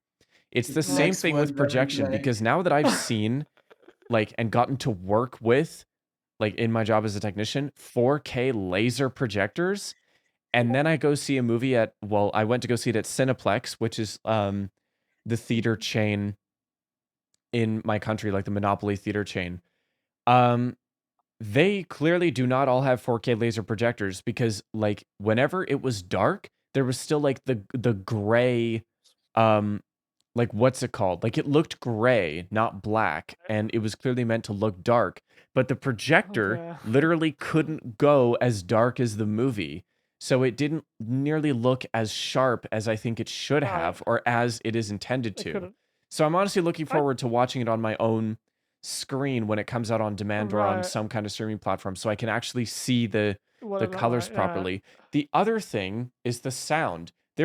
I already sent messages to the other three of you guys who saw the movie at the same time as me, that while I was watching the movie, I could hear sound in front of me, and, like, the front left and right, and then center was working, but rear left wasn't working at all, but I could hear so much shit coming out of rear right the whole movie. It sounded like something was wrong with whatever their audio gear is in their theaters. I don't know what they use, but it sounded like it combined both of the rear channels and then shoved it into the right one instead of having actual surround sound. And because of that, it was so loud coming out of the rear right that I couldn't hear what they were saying for dialogue sometimes. And it, to be honest, sounded like shit. And I remember a time when I was younger, and I remember this, it was at the release of Monsters vs. Aliens, okay? If anybody remembers when this was, I've talked about this a couple times before, but I went to go see it with my family in the IMAX movie theater at West Edmonton Mall. And they, I think, were still a Cineplex at the time, but the whole point of IMAX is that it follows standards, right? The visuals have standards for how good they need to look, the audio has standards for how good it needs to sound, and the theater has standards for how it needs to be built, right? So when we go to see that, before the show, there was a laser show in the theater. I don't know why, but it was awesome as fuck. And then there was, like, cool. yeah, because it looks cool. And there was a like an audio system demonstration as part of the pre-show, where they put up an image of what's behind the screen. Where are the speakers and what do they do? And of course, I don't remember it because I was a child, but it was so cool to get to see and hear it and know that, like, they were so passionate about delivering that kind of quality for whatever movie you were going to go see in that theater, right? And that's why IMAX to this day is still incredible for that. But I don't know what on earth they're doing with these Cineplex theaters, but, like, the fact that the sound was fucked up in that way actually kind of ruined the experience a little bit. because clearly it didn't sound how it was supposed to. And for anybody who was in that theater with me, who was not a technician and a sound designer who picks up on these kinds of things, they would have been like, huh, they mixed the movie kind of weird. But it's not the movie's fault because I asked you guys and you all said it sounded fully surround for you. So, that annoyed me so much because it's also like you have a monopoly of theaters, but they're not tuned up properly or there are problems, right? And then for the pre-show for this theater, it was like the Cineplex pre-show, and they do ads, they do trailers, and then more ads, and then more ads, and then promoting their other businesses, like the Rec Room is their other company or whatever that they run. As soon as the pre-show was done, there was a super loud, like really cool visual thing. Oop, I bonked the mic of the Cineplex logo, and then saying feature presentation. So that's like when the movie's gonna start. The millisecond that was done, the narration started. Not at the same volume as that cinematic. So it was really jarring that the movie just started, no room to breathe. That also kind of pissed me off because I was like, if I were Mark and I came to this random ass theater in Canada, but it was owned by a monopoly theater company that has theaters across the country, and then I watched the movie and it looked and sounded like that compared to the amount of hours and literal years that he poured into to render this and to make it sound super high quality, I'd be fucking livid. So I don't know. I just wanted to say that. That's a little rant that I wanted to go on about the theater watching experience or like the movie watching experience in that theater was not good. It wasn't good, and it's such a fucking shame because, of how all you guys described your experience was, and like seeing and hearing the amount of work that he clearly put into it, and then we didn't get to experience all that. Whatever. It's really annoying. I wish they would do better. But yeah, that's my rant. So let's actually go into the category cinematography. Who would like to start us off? I think all I'm gonna say is that I think overall he did a fantastic job considering the kind of just the visual like boredom that is this movie, like on like a base level. Because it is literally just all set in the same room, basically. So it's like, I think overall he did a fantastic job at trying to make it creative enough. And I agree, absolutely. Do you know what I mean? When you're stuck in the same location, you got to do everything you can to make that location intricate, appealing, dynamic, like everything. And absolutely. I really think he did that. I think they pulled it off really well. Job. Yeah.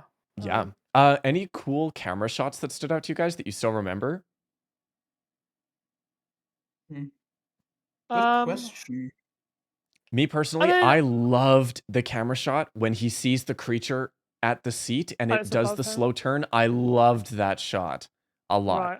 And I also know that they didn't do well, obviously they didn't do this in the movie because, but when we were watching the original teaser trailer for this, the shot where the camera starts in game looking at the submarine and then goes into the floor and then it comes up into the actual set for the movie, I fucking loved that shot. I loved how well done that trailer was for being short and sweet for getting the point across. But anyways, cinematography, the actual movie. Any camera shots that stood out to you guys?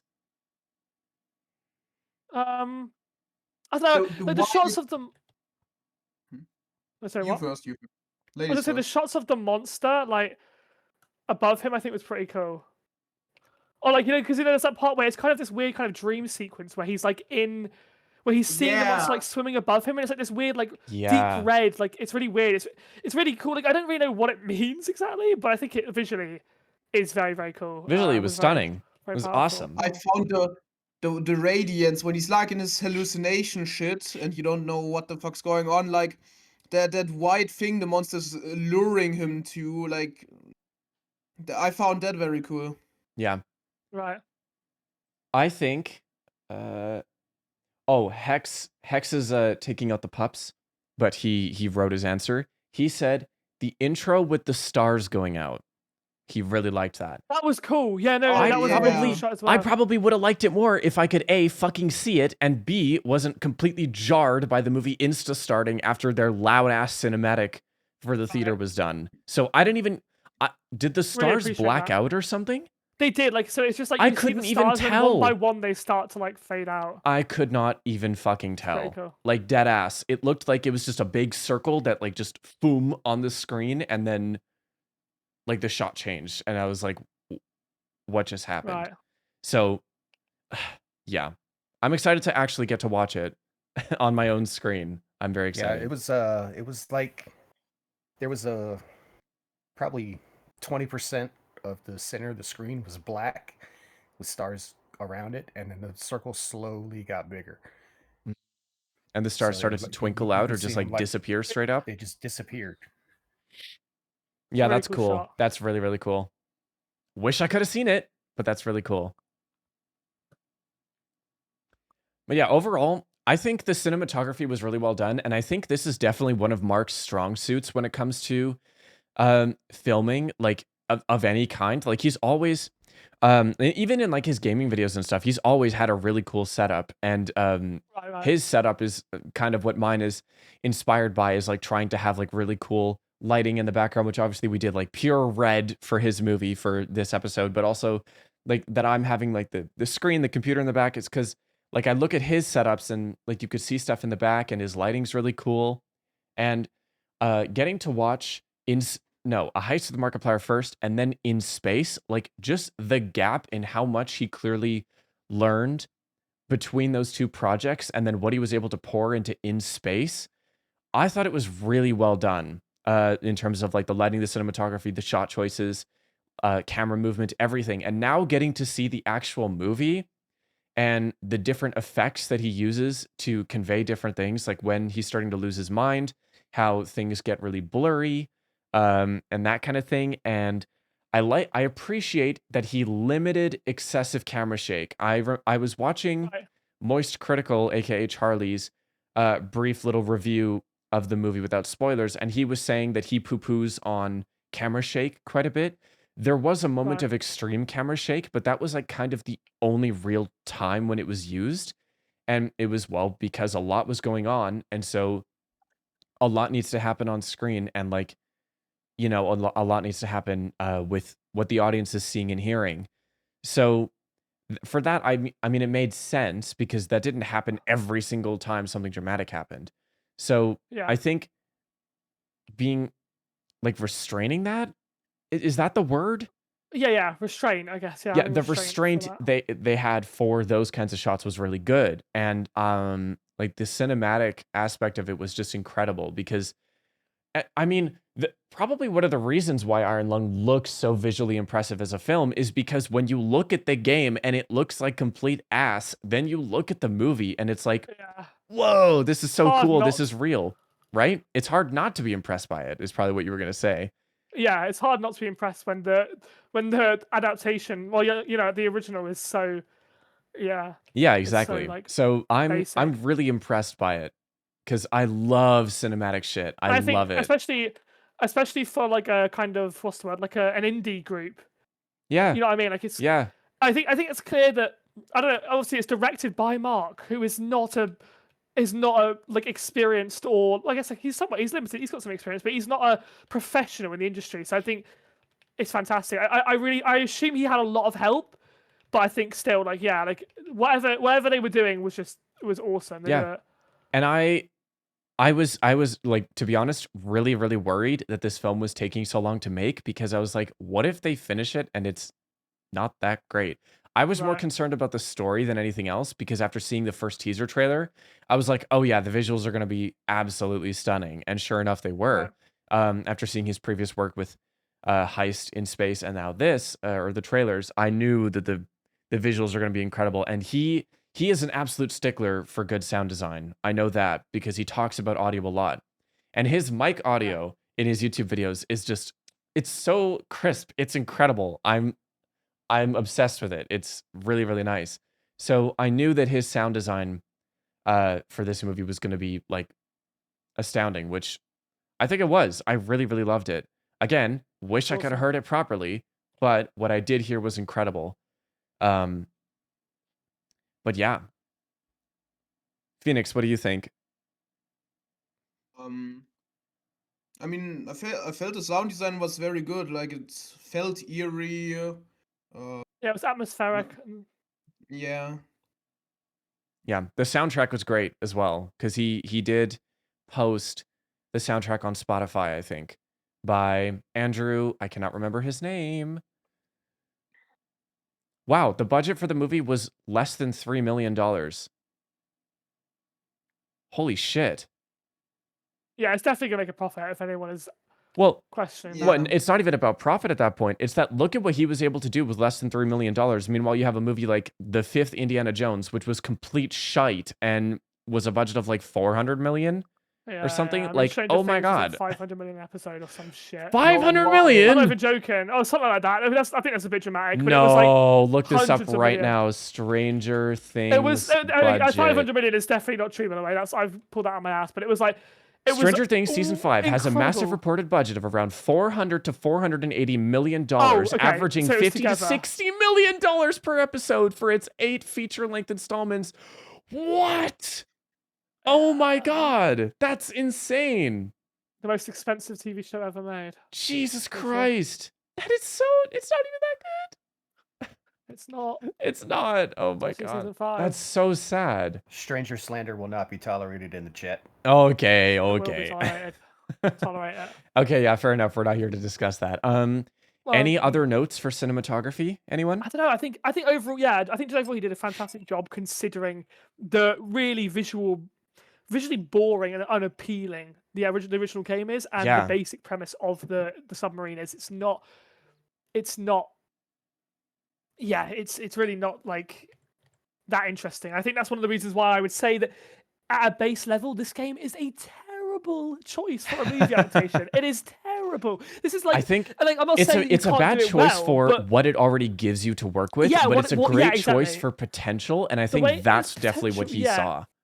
Yeah, but once again, I do think that also helps lead into one of the, like we've already discussed, one of the biggest problems with the movie, and that is pacing, because there's only like so much you can do. It feels like, you know what I mean? Like it feels like they really put everything into this, and they try to make it extremely interesting and extremely dynamic. But it gets to a point where it really is like, okay, we are just a dude sat in a tiny room, and it's like, what? How much can you really? How much can you do with it? How much can you do? And that's why they had, which is funny enough, is one of the reasons why they introduce the black box, the other submarines, the voice over the radio, the new, like once again, like Hex, I think I'm gonna put this in his notes, that the voices on the radio are much more important than they are in the game. In the game, there's literally like 2 lines at the start of the game, and that's it. They never talk again.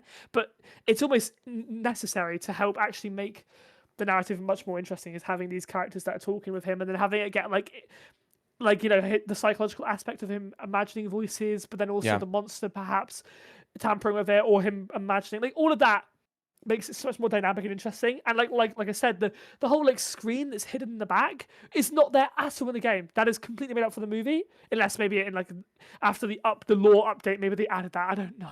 I don't know. Like, and I'm not gonna look. For what we watched of the original game, that's not there. So like, you know what? I think to help. I think that might be there. I think I remember seeing people talk about like there was something where you could look at logs, and I think that's where the computer came from. Well, yeah, at least in what we watched, there was nothing even on the wall, I'm pretty sure. At least in the video. Maybe that was added in an update when it was popular. He decided to add more lore and then add that in. But it definitely was not there when in the original version we watched. So. Yeah. Okay. Anything else for cinematography before we switch it up? I think a part of this is also like set design and overall like how it looks. And I think Mark did a fantastic job at recreating it, but also making it feel quite real and quite tangible. I think he did an awesome job of that. I talked about this earlier, but a lot of new movies, when they recreate stuff, like the Minecraft movie is another fantastic example. Everything is meant to be kind of old, but for some reason it doesn't look old. Like it still looks really nice and clean, even though it's meant to be terrible and old. Yeah. And like. Okay, so I just pulled up his video on Iron Lung, the lore update, and he went over to the camera screen, turned around, and there's the computer. Right, in the original you can video. click into it, and then that's where you see what the COI is. That's where you see what. Yes. Well, no. the lore update. It's after the developer updated Iron Lung after Mark's first playthrough, and then added a bunch of lore stuff to it, and then he added that's why we're the computer, the database, the whatever. But either way, we are going based off of like just the original gameplay, and then this because because we didn't see any of that. We just didn't see any of it, and honestly, that's fine because I don't think that's tainted any of our observations, which is good. Okay, any other final thoughts, Phoenix, Hex? That's not my field, to be honest. Yeah, same here. I mean, like I said, the only cinematic note that I took was the intro, which I thought was fucking sick. Personally, really liked it. Yeah. Cinematography is obviously really, really cool, and it's definitely a part of movies. But for me, I think if the story is terrible, then I don't give a crap if it looks cool. I couldn't care less. Yeah. So I think that's just my personal opinion. So. Okay. I mean, there was nothing cool. that shouted at me like this cannot ever exist in any reality, real or made up. Like everything looked like it's exactly how it would go in real life. Yeah. Okay. Well, thank you, everyone. We are going to switch over to category 4, which is overall enjoyment of the film. And I'm going to start us off with this one. Okay. But just by briefly saying, I'm not going to go on a rant again like I did with cinematography. But yeah, obviously the issues. However, I think that was a very valid rant. If you disagree, let me know. But I think that was a valid rant that I had there. So for overall enjoyment, for me personally, I was very wrapped up in the experience and the story when I was watching this movie. So for me, the slow burn for the first like hour and a half didn't really feel that slow. However, because I wrapped myself up in the story and the experience so much, I probably wouldn't be able to do that again, if you know what I mean. If I were to go see it in theaters later today, right? I probably wouldn't be able to do the same thing of like ignoring how slow it is, or like I would really start to feel like, oh, this is slow, if you know what I'm saying. For sure. I do think that. I think when we talk about rewatchability, once again, we can get into the whole like what's real, what's not, and I think that does add a lot of elements of rewatchability, because I feel like if you were to rewatch it and you were to look into those kind of things, you would be able to unpack more of what could be real or what could be fake, and I think that makes it, that does add, I think, an element of really strong replayability to it. I think that's a really interesting part of it. But I think obviously, just like with every horror film, the jump scares, the whatever, the plot twists and stuff like that will not hit, because, or as hard at least, or as they won't really be impactful on a rewatch, right? That's just a classic just issue with horror films in general. So like I had contemplated temporarily going to watch the movie by myself to take notes and then watch it for the second time with my friend, and I decided not to. And good. After getting out of watching it the first time, I was like, yeah, I'm glad that I didn't try and, watch it once and then come and watch it again. But after discussing it with the group, I feel like maybe if I were to watch it a second time, there would be things that I would catch that I missed the first time. Oh yeah, sure. And that's always going to happen, right? Yeah, I do think that this movie, at least for me, would benefit from a rewatch, because there's so much of this where I was like, what the I think so, yeah. But as far as like whether I enjoyed it enough to actively seek out watching it a second time, strictly from an enjoyment standpoint, I probably would not. Right. I could make that happen once it's in the app. I could like stream it again if you want. Right. I think I would be. Well, we definitely will. Once we find an online version of it, I think I for one will watch it again, because I want to see the intro and I want to hear it properly. But yeah, I definitely will. Yeah, Phoenix, overall enjoyment.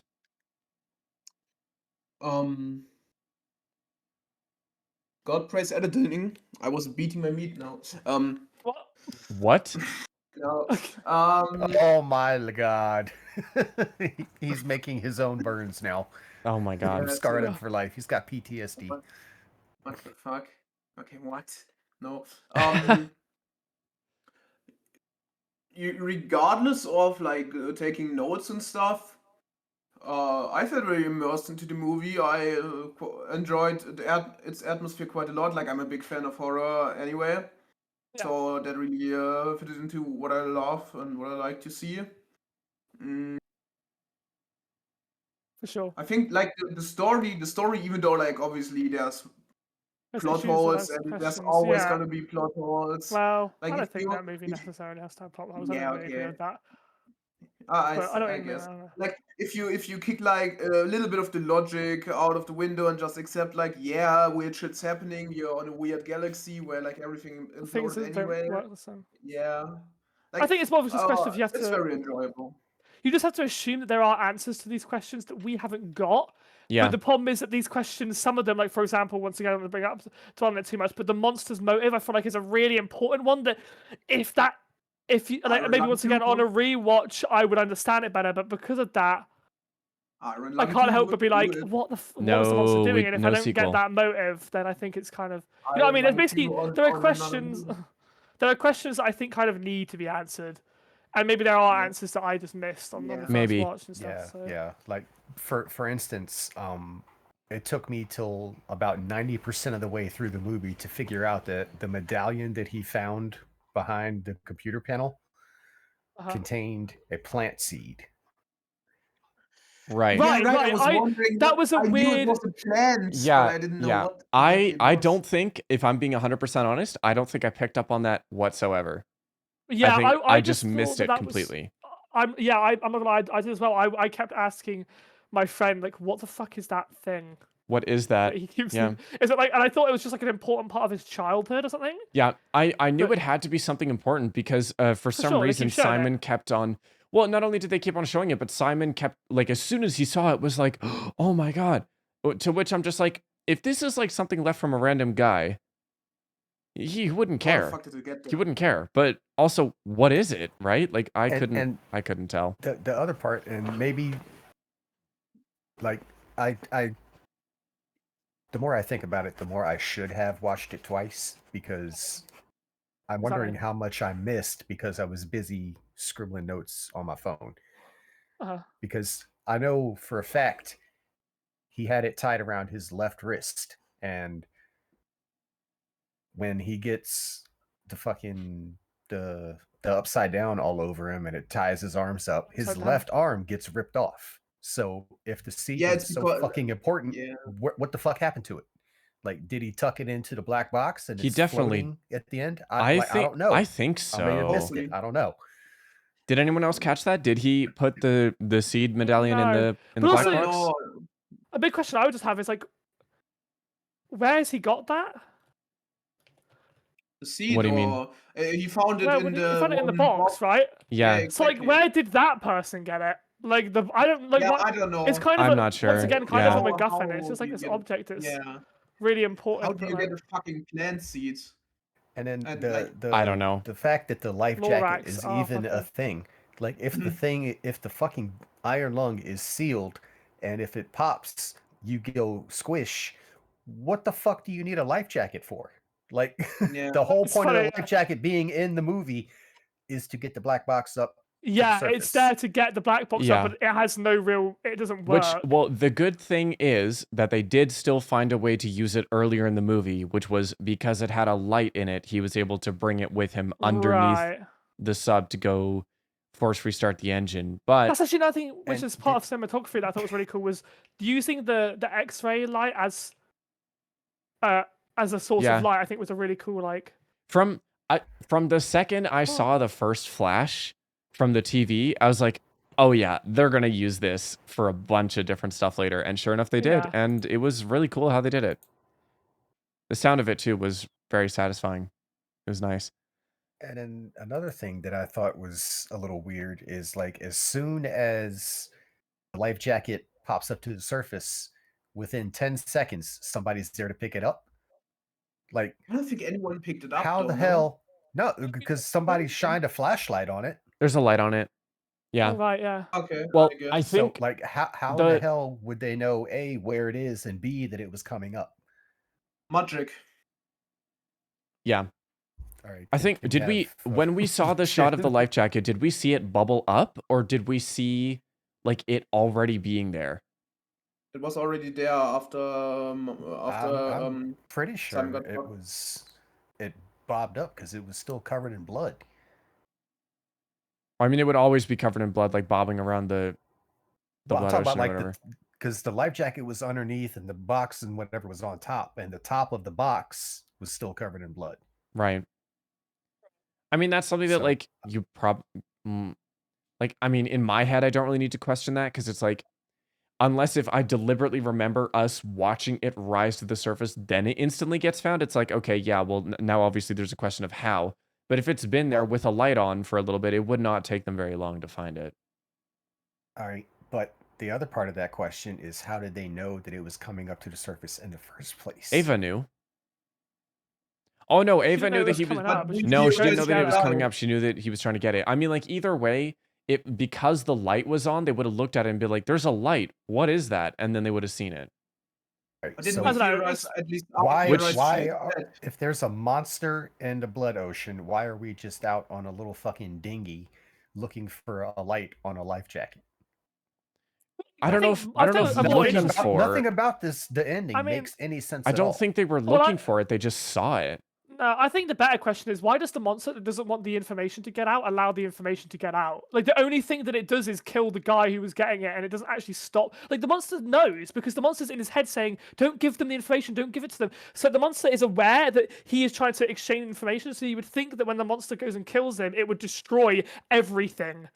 But instead, Yeah. it's like it just kills him and then lets the actual thing get out. It's like in Rogue One, where it's like Vader goes to stop them getting the Death Star plans, and all he does is kill everybody and let the Death All he Star does is plans kill get out. everybody. It's Yeah. like, yeah, I don't know. It's just interesting. So the monster is aware that he has some kind of information. Yeah, and Vader says, even watched them hand the plans through the door. Yeah, exactly, It's exactly. like, what? The guy is screaming, "Take it, take it!" And it's Take like, it. wait, what? Is that Yep. important? Like, why are you so hell bent Yeah, on getting that? exactly. But yeah, so it's like, yeah, like I said, the monster is like saying, like, don't give them the black box. Don't like. So the monster is, if this is the monster really, is literally like cognitive enough to know that he has some kind of device or some kind of data that he is trying to physically exchange, and then when it goes and kills him to stop that happening, the only thing it does is let the information get out. Yeah. It destroys everything apart from the bit of information. So yeah, I feel like that's a bit more. It's a little bit weird. A little bit weird. Interesting. Okay, we are going to go to our final category, which is rewatchability. And then I'm just basically gonna sum up everything that we've said before about this, and then just like spit it out now. The whole what's real and what's not definitely gives you a reason to rewatch the movie, is to get to try to pick up on details that you didn't see before, pick up on more plot points, different glimpses into the past, like that kind of thing that you weren't really paying attention to if you missed some of those things. But I think the movie was probably made to be a one-time watch. Like that's what I wrote down, is that I don't think this movie was meant to be watched over and over. I would agree, but like if it's a case of your whole movie falls apart if you watch it again, then you've made a terrible movie. Well, yeah, of course. But I think because there's so much mystery of it, you can watch it over and over and like and understand and understanding the story, but like the same thing, the same questions might still be there of like what's real and what's not, because I'm not 100% confident in this. Obviously, I can't be. But I don't think that any of that would be given away by a rewatch. No, I don't think it would be, but there might be new questions, and maybe some of them would get answered if you were. Yeah, I mean, it's like any problem in life. The more you analyze it, the more potential solutions you come up with, and the more potential solutions you eliminate. So from a rewatchability standpoint, having it quote unquote fall apart after you watch the second time to have your first watch theories fall apart, that doesn't eliminate any rewatchability. Oh no, I'm not saying that. I'm just saying, like, if the movie makes no sense if you watch it again, and you're like, wait a minute, this makes no sense. That is an issue. I'm not saying that if your theory is Rogue One a little bit. Yeah, that's what I mean. Like, if you watch a movie again, you go, wait a minute, the plot makes no sense. The characters are stupid. The characters don't make any sense. They don't get developed. Like, if that is how you feel when you watch it again, then that's a terrible movie. I'm not saying like if you don't enjoy the movie because certain things don't make sense, then obviously yes, that's a whole separate thing. Yeah, right. But if you're looking at it from trying to figure out what happened, what you're supposed to determine is fact and what's left open to interpretation, then rewatchability could be infinite in that scenario. Exactly. Yeah. And that's what makes this so interesting. Phoenix, what do you think?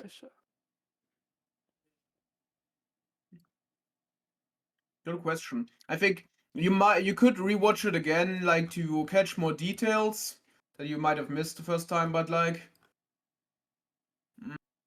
you could also leave it. I think I could also leave it at that place and accept it. Yeah, it was a cool experience. I don't have to understand everything that happened there. Mm-hmm. But that's just the duality of movies, isn't it? Do you rewatch it?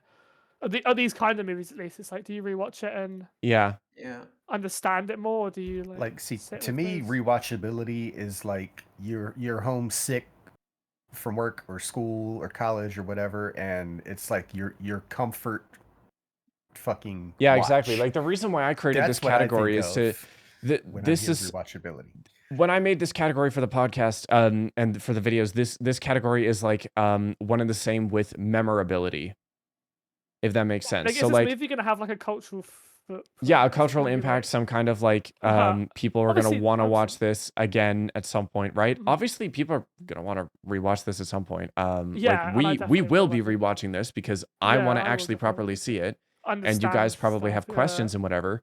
But like if I think about another movie, like my now favorite movie, Cruella from 2021. That movie is an extremely rewatchable movie because I think it's a solid film, and we will be reviewing it soon. Yes, until we watch it and then pick it apart for 6 hours like we did with Rogue One. Yeah, exactly. But I still watch Cruella like a couple times a year, maybe. Right. And like I saw it 3 times in theaters with I think it was with my family, with my girlfriend at the time, and with a couple of my friends. Like I've seen Cruella a lot. Huh? I think he just likes Emma Stone. I like Emma Stone. I do. I do. Not. I don't. She's not my celebrity crush, if that's what you're saying. But I think she's a really good actress. She's a great actress. Says you have to have only one. La La Land is still one of my favorite movies. I love La La Land. The soundtrack. Oh my god. Okay. Anyway, I think that is going to wrap up our discussion for Iron Lung. What do you guys think?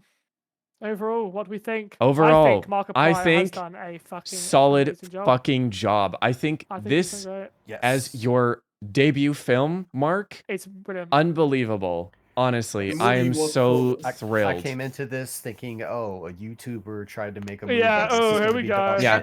See, actually, let me just say something. I was pleasantly surprised. Yeah. Before you guys continue with that, let me actually say, like, there are 4 of us that went to go see this movie, as you could see on screen by the characters. There is me, who has been a Markiplier fan since he played the first Five Nights at Freddy's, right? Yeah, and I've just been a fan of him in general up until this point.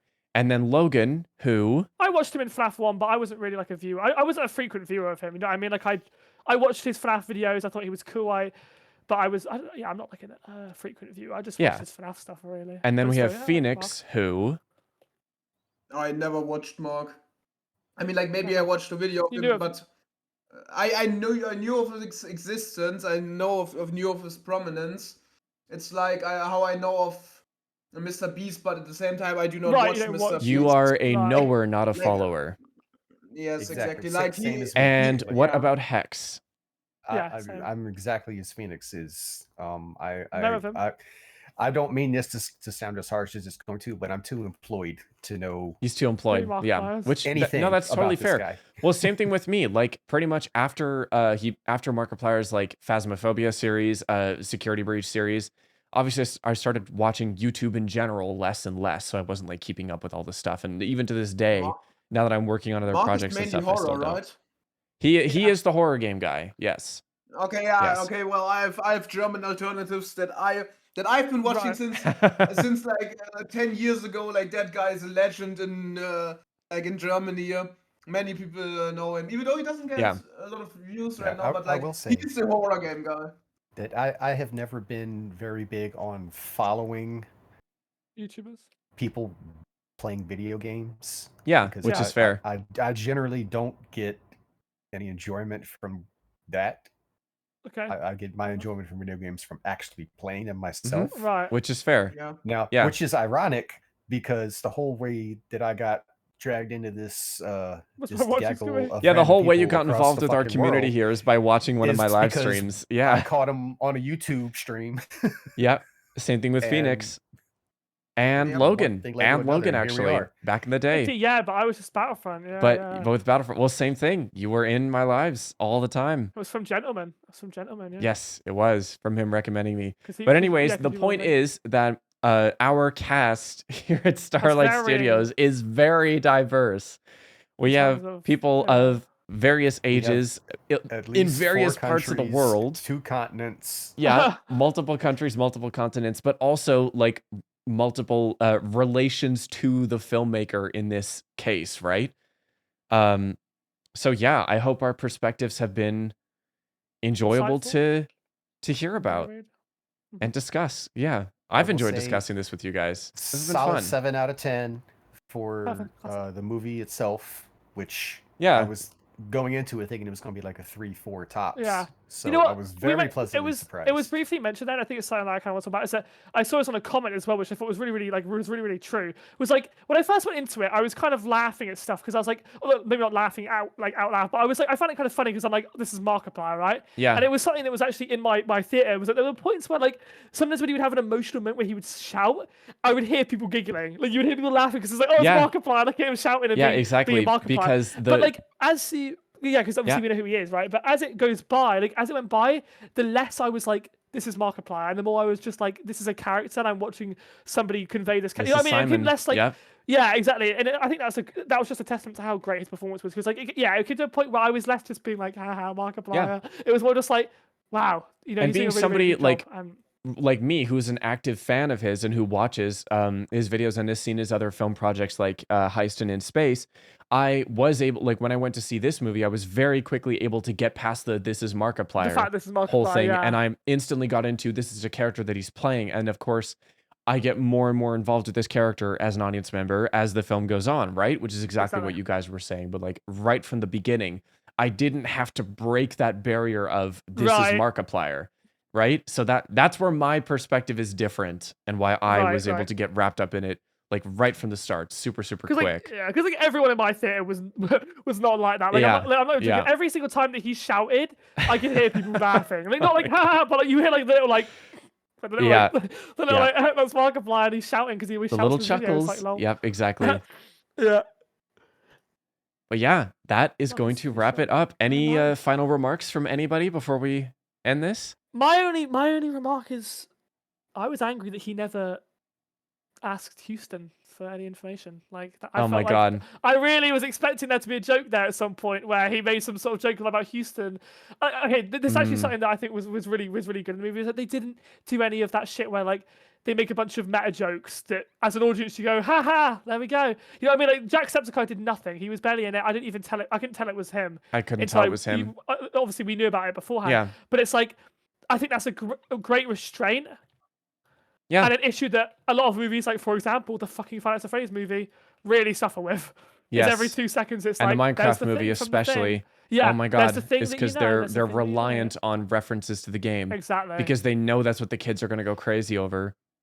Whereas this was like it felt like I was watching like a window into what he saw when he played this game for the first time and took it beyond how shitty it looked or how poorly it didn't play poorly, it was just boring. It's very basic and very I don't know, right?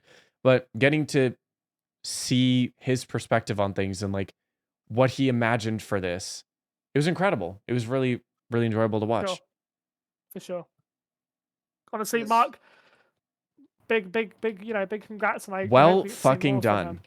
That's what I'm going to say as my last remark. Also, I would say, done. To quote Han Solo, don't get cocky. I don't want the next movie to be complete shit because he's just like, oh my god, this went really well, guys. Let's take another one.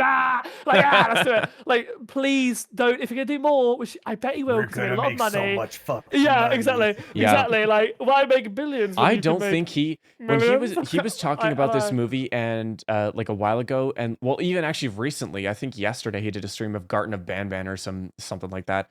Sorry, at the time of recording, it was yesterday when he did that live stream, and he was talking about the movie a bit, and he was saying that he's not actively tracking ticket sales or whatever because he can't because it's in so many theaters. And he said him and his team genuinely did not anticipate this film being in more than 100 theaters. And now I'm going to look up the exact number it's again. 4,500. 4,105. Yeah. Okay, that's count. crazy. At the time of filming, tickets now available in 4,105 theaters all over the world. That is insane. Brilliant. So honestly, really well done. You absolutely deserve it, Mark. Knocked it out of the fucking park. But yeah, don't make your fucking next one like Plants vs Zombies. Like, yeah, exactly. Don't make the Minecraft movie sequel, please. You know what? Please. You know what? This just popped into my head. What? If he were to make a Resident Evil movie, that could be pretty. I mean, I don't think he's into that series, but like, I just want people. I think he needs to just follow his passion because clearly doing that his whole career has gotten him to where he is, right? So he needs to continue with following his passion. And I don't think he's ever been a guy to follow where the money is, right? Right. I'm just saying from like a money standpoint. I'm saying like, you know, if he took this fucking 20-minute video game and turned it into something that engaged, you know, people's interest around the fucking world. Take an established series like Resident Evil that is desperately needing a fucking movie that does the series justice. Right. I mean, I think, I personally, I wouldn't want to see it just because I don't think Mark has the passion for that franchise. But I think just in general, I think we just need more video game adaptations to be made by people that really, really care. That actually really care. Yep, not just for the goddamn money grabs like the shitty Minecraft movie. Yeah, I'm still so upset about that. But that's whatever. Resident Evil is a movie that not necessarily a one-to-one translation from the video games, but as close as fucking possible. Yeah, because we all know how it ends. We don't need to add fucking random characters and fucking secret underground CGI bullshit where we go into a fucking facility where we see 87 different fucking major cities and we're like, no. I mean, listen, Resident Evil's a follow what has been very successful and has made millions, if not billions of dollars around the world. Stick to what works. It's successful for a reason. Yeah, there's an extent to which that would definitely... I'm really hoping that like, honestly, I would not be opposed to Mark doing other video game adaptations as long as he has the same level of passion and yeah, which I'd imagine he will. And he also talked about that, like, while doing this film, he was very eager to learn, right? And that was one thing about this is that he wanted to be the one of the primary editors, and he said we could CGI this, we could do all that, we could whatever, and he said I wanted to do it this way, like he picked his, he said something about like in some shot there was like blood on the wall or whatever, and he was like, I wanted to learn how to edit that or something like that. And I'm like, well, good, because that's what we need at a time where there have been so many movies made that every like possible story arc has been done to death. We need a passion project, and that's exactly what we got out of this, right? Yeah, like you got to have someone that says enough is enough. We're not going to do what's easy. We're going to do what we want to see. We're going to make it happen in the real world. CGI, it's great. It's had its time. I agree. Like, yeah, for sure. Well, because I think it's less than that.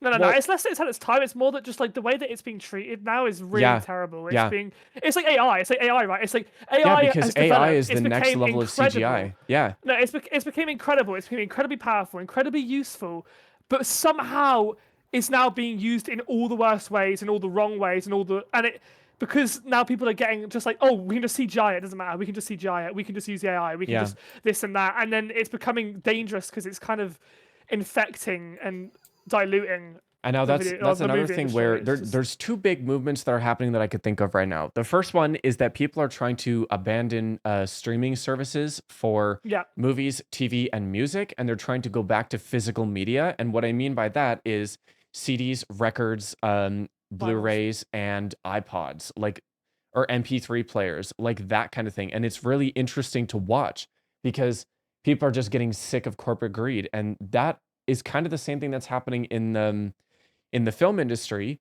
where audiences are getting sick of watching CGI slop. Honestly, CGI slop and AI slop are now becoming one and the same, because who was I watching? Gang Some stop kind of saying video. slop. I was watching some kind of video about it, and they were saying, well, it's so commendable. I think it was Charlie in his review. It's so commendable how Mark had this actual practical set built for this movie, Charlie. compared to some movies like Star Wars, where they're just standing in a big blue room. A big blue room, yeah. And Big it's room. like, well, or a right? soundstage. Like, Oh, soundstages just piss me off now. Yeah, but like the level of That's all- appreciation that you can have for things like actual practical sets and that kind of thing compared to CGI, like, it's incredible. And I know one thing that got people a little bit annoyed about this topic was when people were looking at the motion capture footage for when Avatar was filmed, specifically Zoe Saldana, her performance, and then when they were looking at the real movie, and half of her facial expressions and dynamics were not captured on film at all. And in the final film, the character that she plays, I think it's Natiri, is that her name? Something like that. Her face was not nearly as expressive as Zoe's while watching filming. So it's like, well, what's the point, right? Right. Like, where did half of that performance go? So there's a whole pushback from the public about these kinds of things. And to be honest, I'm in full support of it, because I understand becoming like into the whole CGI thing, but also practical stuff is just inherently cooler. CGI was cool because there was nothing else like it. Now that there's AI, right? People just don't like CGI anymore. I think I don't know. I think I hate what's happened to CGI, because I still think that CGI is like an awesome tool. I think it's incredibly useful, and I think the way that the public opinion has changed on it is very, very sad. And I think it's all just because of its. Well, because initially people were using it to help their projects. Like, if you look at the original Jurassic Park movie, they made actual animatronics of the dinosaurs. Yeah. Some of those are real. They're actual robots that they used to film, really cool. which is so fucking cool. And then you get a movie like Jurassic World, where none of them are real, I think. Well, I cannot confirm that. Yeah, but even then, I would argue that the ones in Jurassic World look fantastic. The CGI is really good. Well, of course they do. But like, at the time, building a real practical 30-foot T-Rex was insane. Yeah, for sure. So I don't know. I personally have a greater appreciation for the practicality. No, I do. As someone who works in theater as well, right? That is worth mentioning. Yeah, for sure.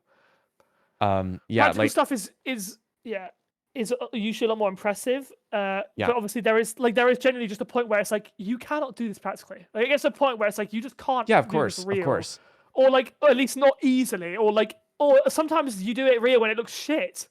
Yeah, like, I don't know. Like, I don't know. I'm trying to think of a good example of that. There are definitely cases of that.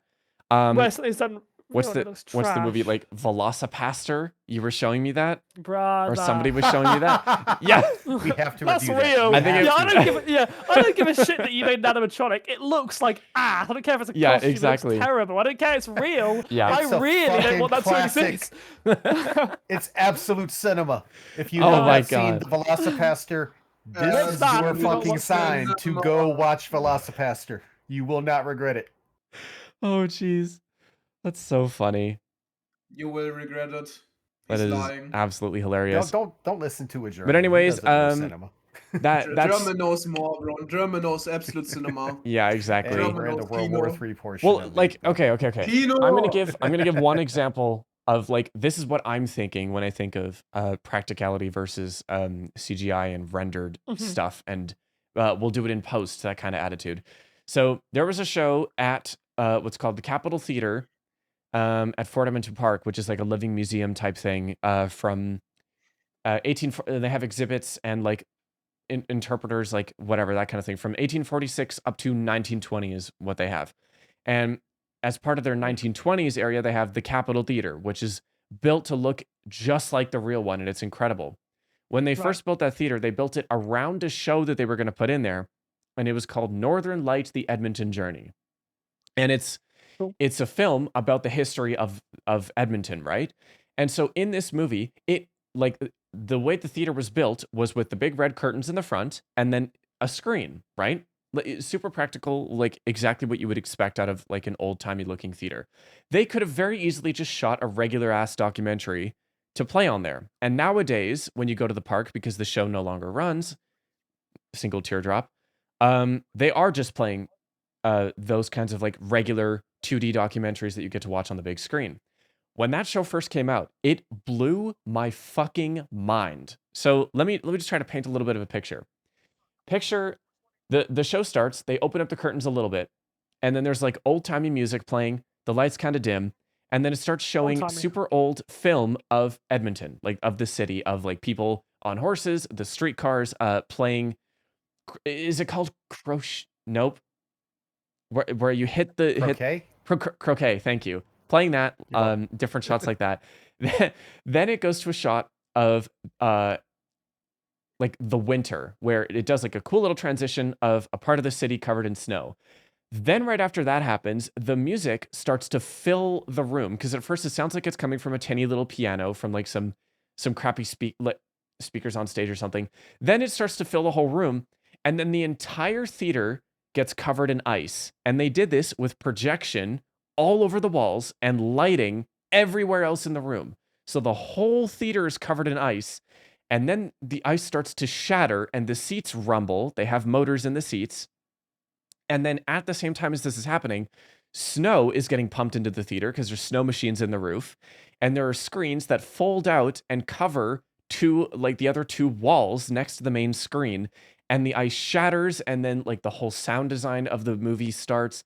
And then they do 3D without it being 3D. There's like a front layer of like what's called a scrim. So it's like a layer of mesh, and that's a screen projected from the front. And in the back, there's a gigantic screen that's projected from behind it with a whole bunch of projectors, which is so fucking cool. But there are two screens on the side, and now there's a screen in the middle. And then at some other point, there are different props that are animatronic props that like drive on stage to do something while the movie is going, and there's like other stuff that's being talked about. And then when the scene changes, you see it roll away. Like there's a giant boat that comes on stage. There's a big train. There's like an ox cart.